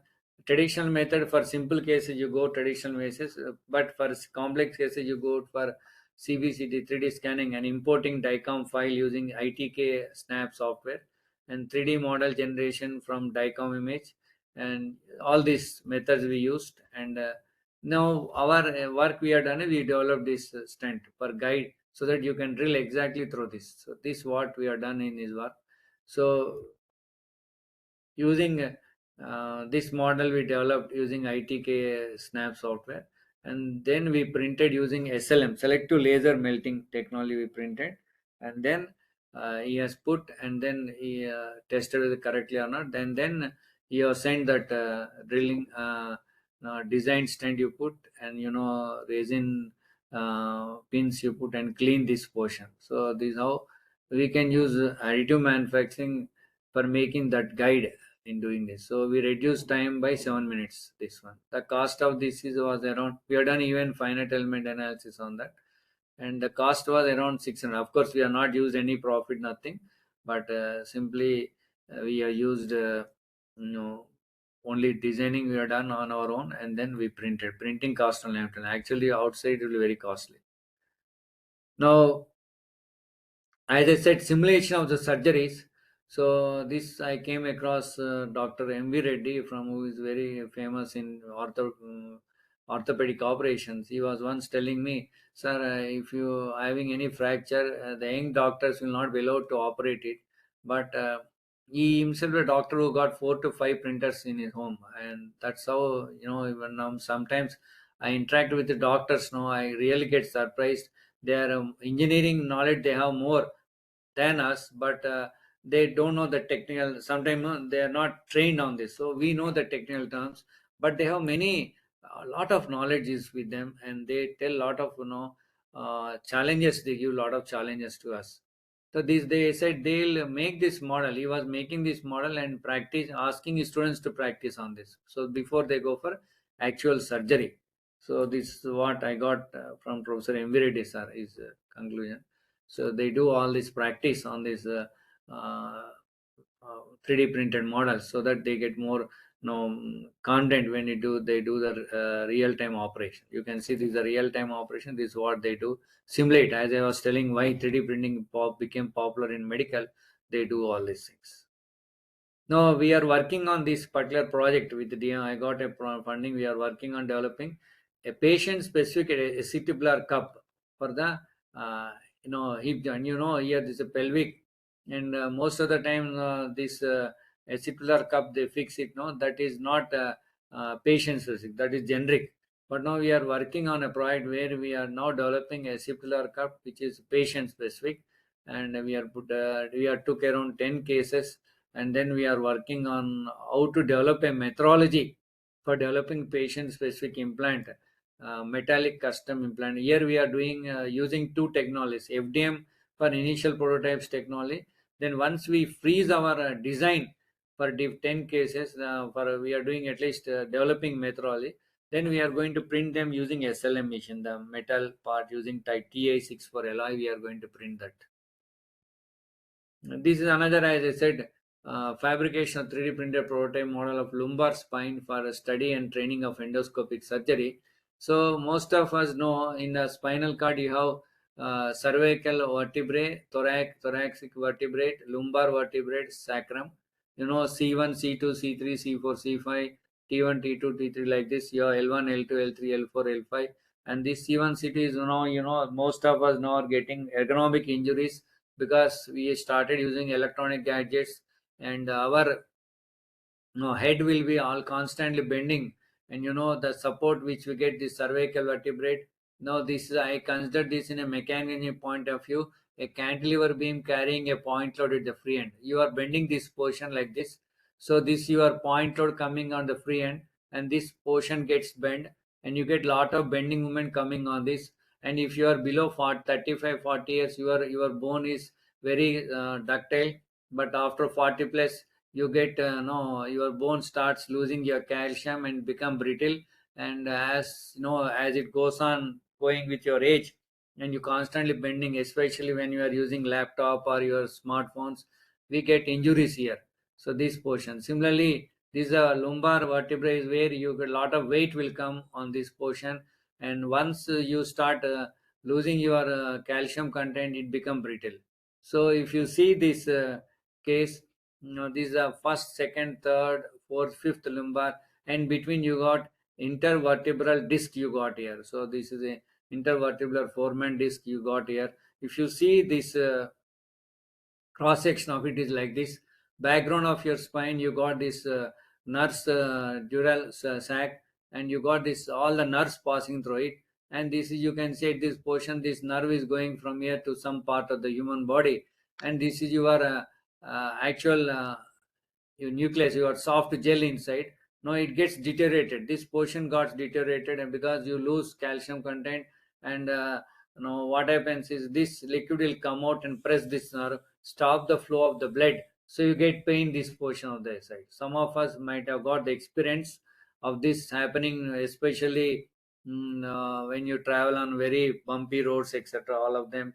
And if you are 45-50 plus, or you are driving a two-wheeler moving on this our roads, and how much difficult to ride on cities, and no, these injuries will happen. Similarly, it will happen on your cervical region also. This is how it happens. So what is the challenge in this operation is you have to do endoscopic. So bulging disc, herniated disc, all these things will happen. So you have to do the endoscopic operation. So when you do endoscopic operation, you have to send a needle from backside of your human body.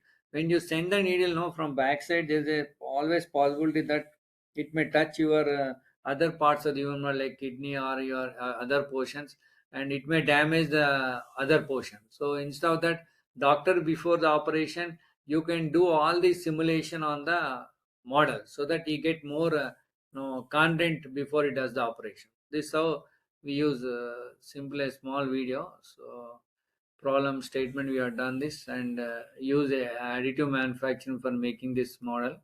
You can see this we have made different materials we have used, because your thing what your FDP is also on biometals. You can now see how many different materials we use. First case study I used polymethyl methacrylate, then we used SLM, chromium, cobalt. Like this, you can use titanium. Now we are using the model for making this model. I am using ABS. One portion of this one we use ABS, then we use TPU for printing, so that it replicates the actual thing what is there in human body. It is very soft TPU. We printed, and this is what we have done. Assembly on this, you put a box like this, and doctor will now practice sending the endoscopy needle on this. So once they get confident, then they perform the actual operation. That's how you can use additive manufacturing for this type of operations. So similarly, design and fabrication of patient-specific subperiosteal implant for maxilla reconstruction using 3D print technology. So here, thing is, this patient got sugar, he got eaten away. I want to put the abutments here and make this. So I am using here two technologies. FDM for I took again same method, mid facial. I use here DMLS, direct metal laser sintering technology, metal based technology. So this is how the different views of that patient coronal view, and you're doing aesthetical designing the implant also important. This is the methodology we followed. Mid phase data, segmentation, CT data using mimic software. Then we use geomagics, reverse engineering, freeform software, and all these things are done. So a collection of CT scan, DICOM data obtained from CT scan, and then importing DICOM files. The procedure is same as I explained earlier.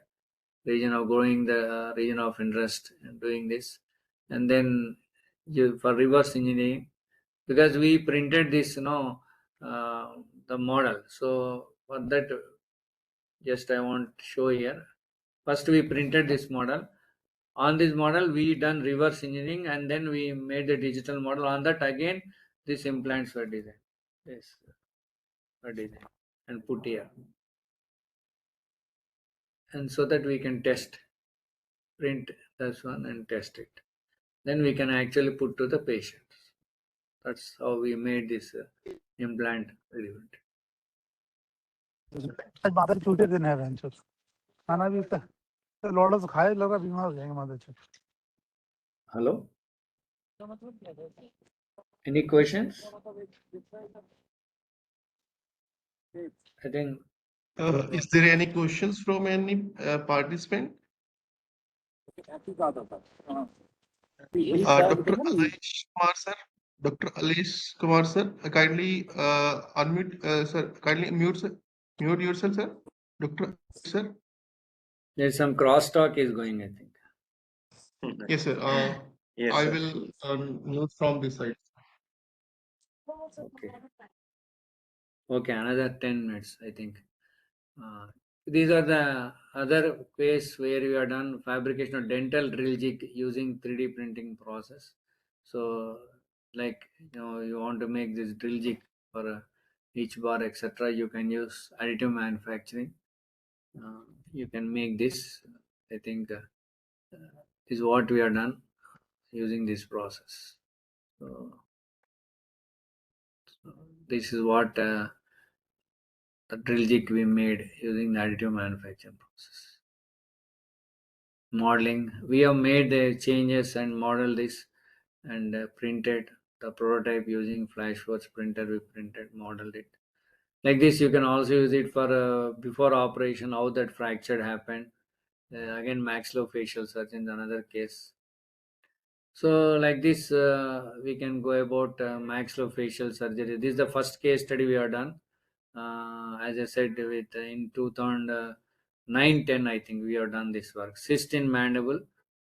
Here, this is a very simple. We help doctor in developing the plate for fixing to this. One jaw is you got cyst. One case study we have done, and this is a guy done by my first student who worked on biomedical application in 2009 on using additive manufacturing for developing plate for the mandible. So this is a cyst in mandible. Then we completed the MT degree. Later we wrote a paper.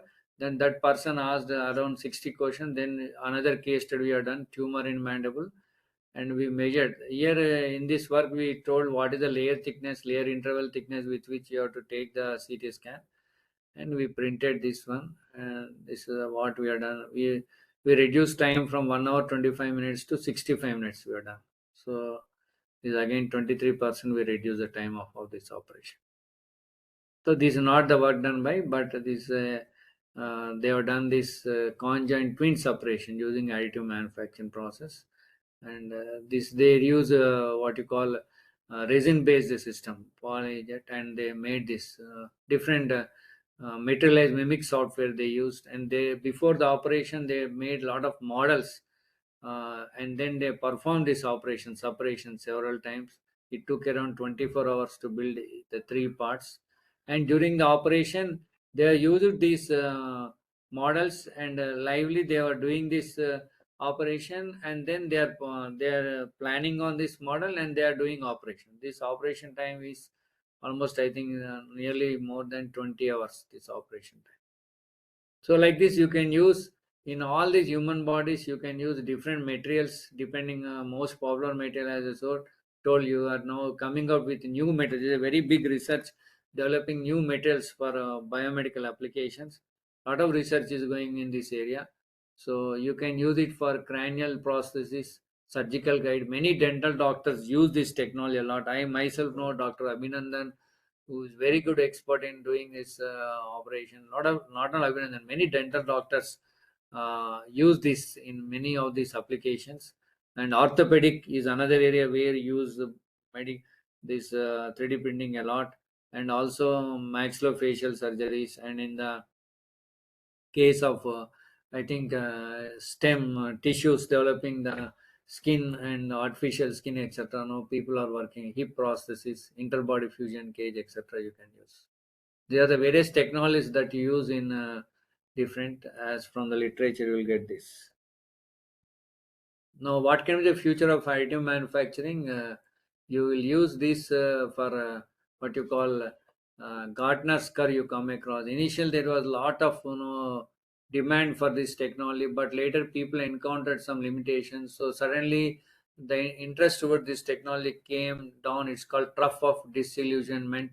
Then slowly, now we are in the what you call peak of plateau of productivity. We are now all these limitations are getting overcome, and now most of the people are now using this technology, not on biomedical. I hope ISRO uses, most of the aerospace agency uses additive manufacturing.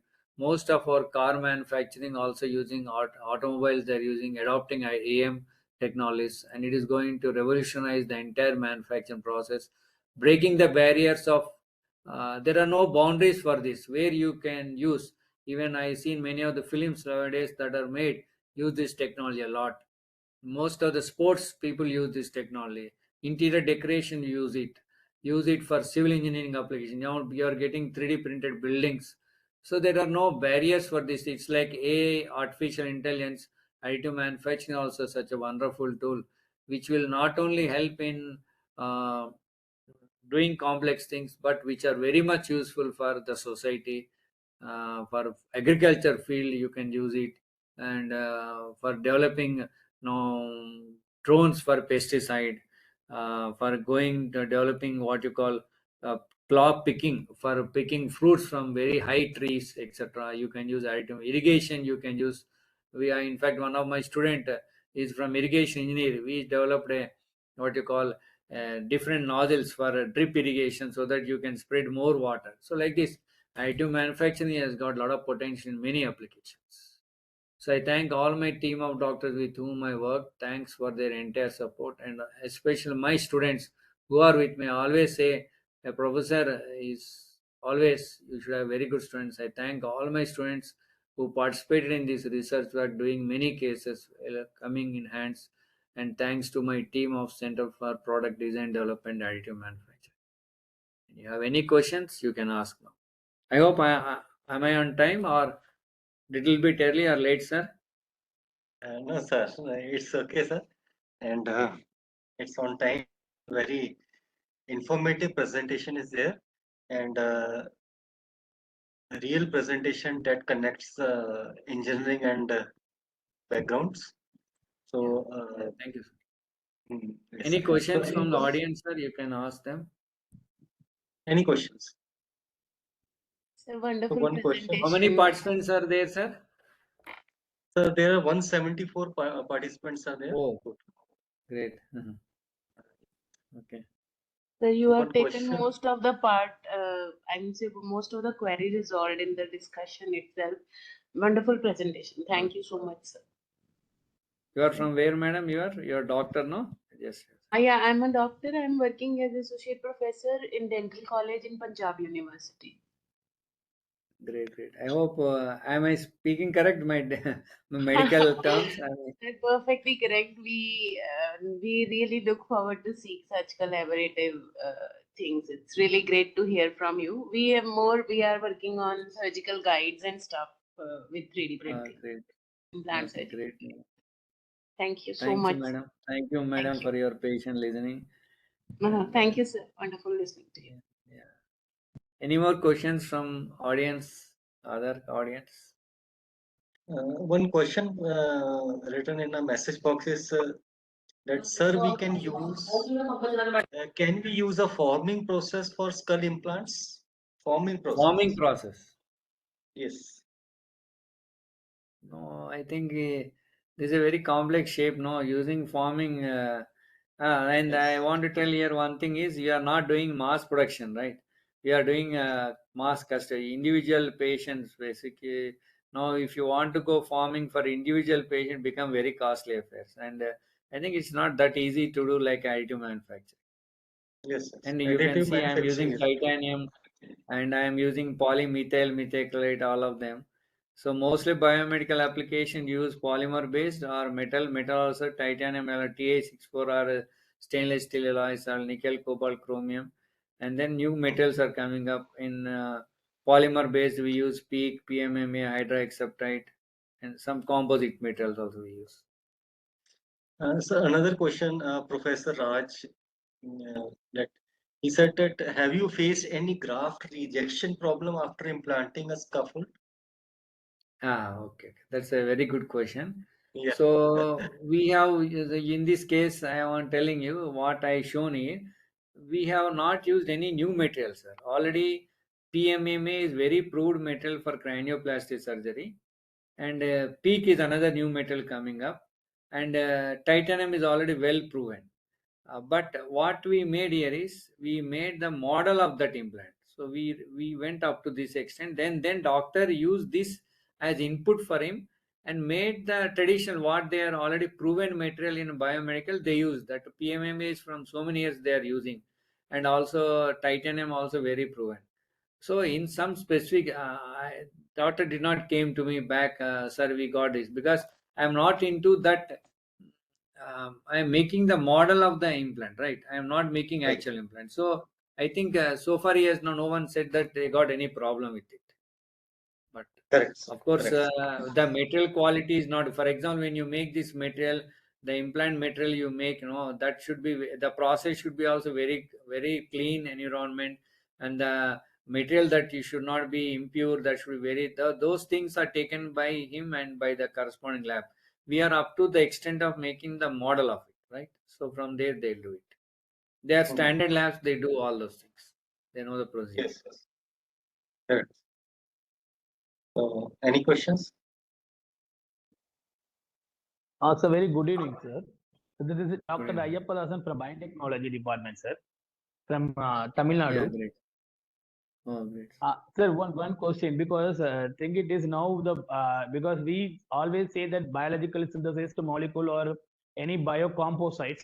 Is there any commercially that is because even we synthesis we get only low quality only. We cannot able to go for the scale up.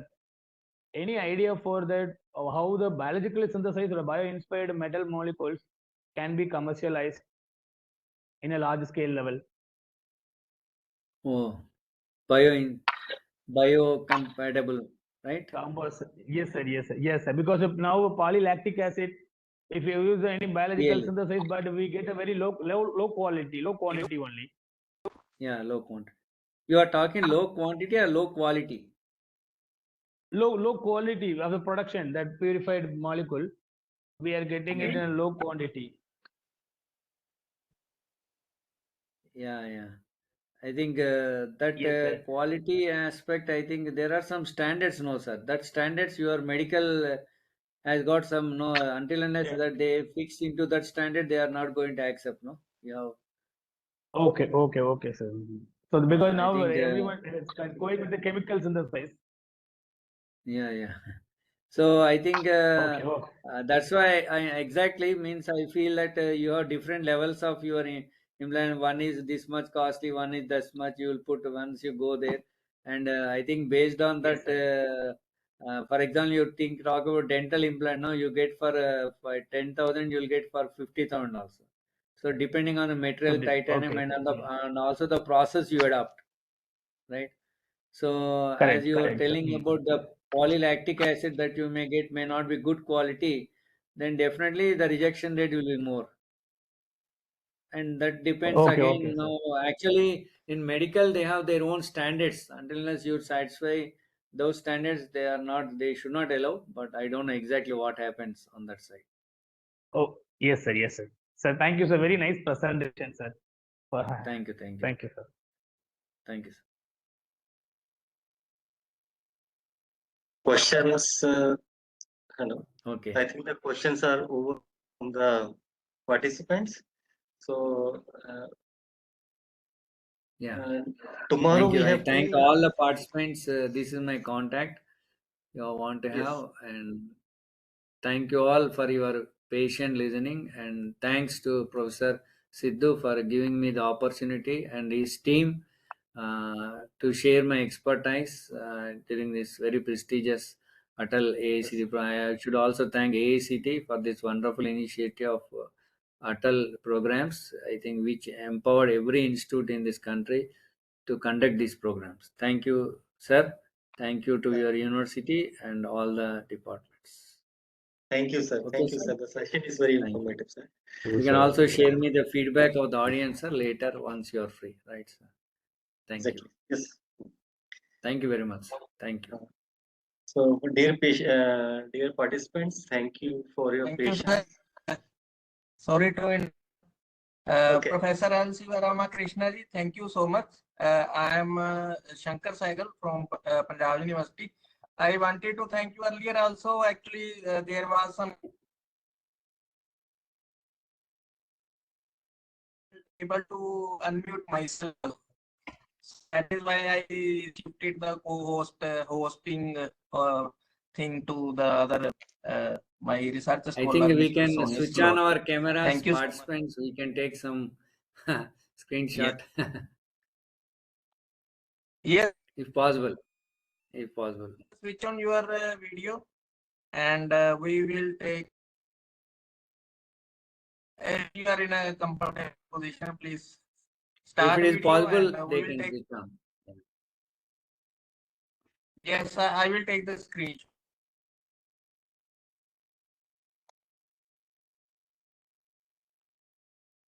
Hi, sir. Hi, sir. Sidhu, sir. Hello, sir. Nice seeing you after a long time. Yeah. We met in USA, sir, in 2014. Yeah.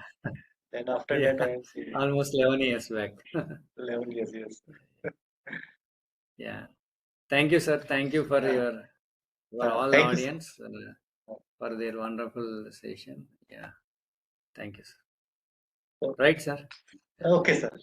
Thank you. Bye. And Thank dear you. participants, tomorrow we will meet at 6 p.m. and we have two lectures, one from the foreign Dr. Noor from Egypt and another lecture which is by Dr. Anup Agarwal from IIT Ropar. So tomorrow we will again meet at 6 p.m. So good night from my side. Good luck.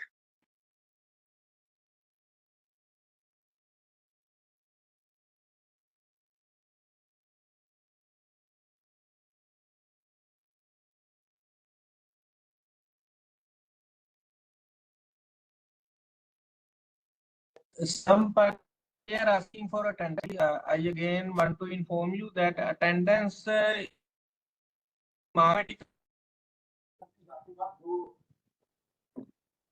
note down as the duration for participating in the program. It will note down the duration also, and those members who have not yet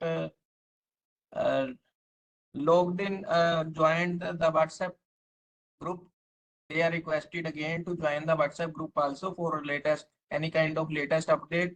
Whenever we want to provide any quick information, we prefer to send it quickly. And although the email related information system is also there. So attendance is already marked. Thank you everyone for joining this course. Thank you so much. Have a nice day. I am going to close the meeting now.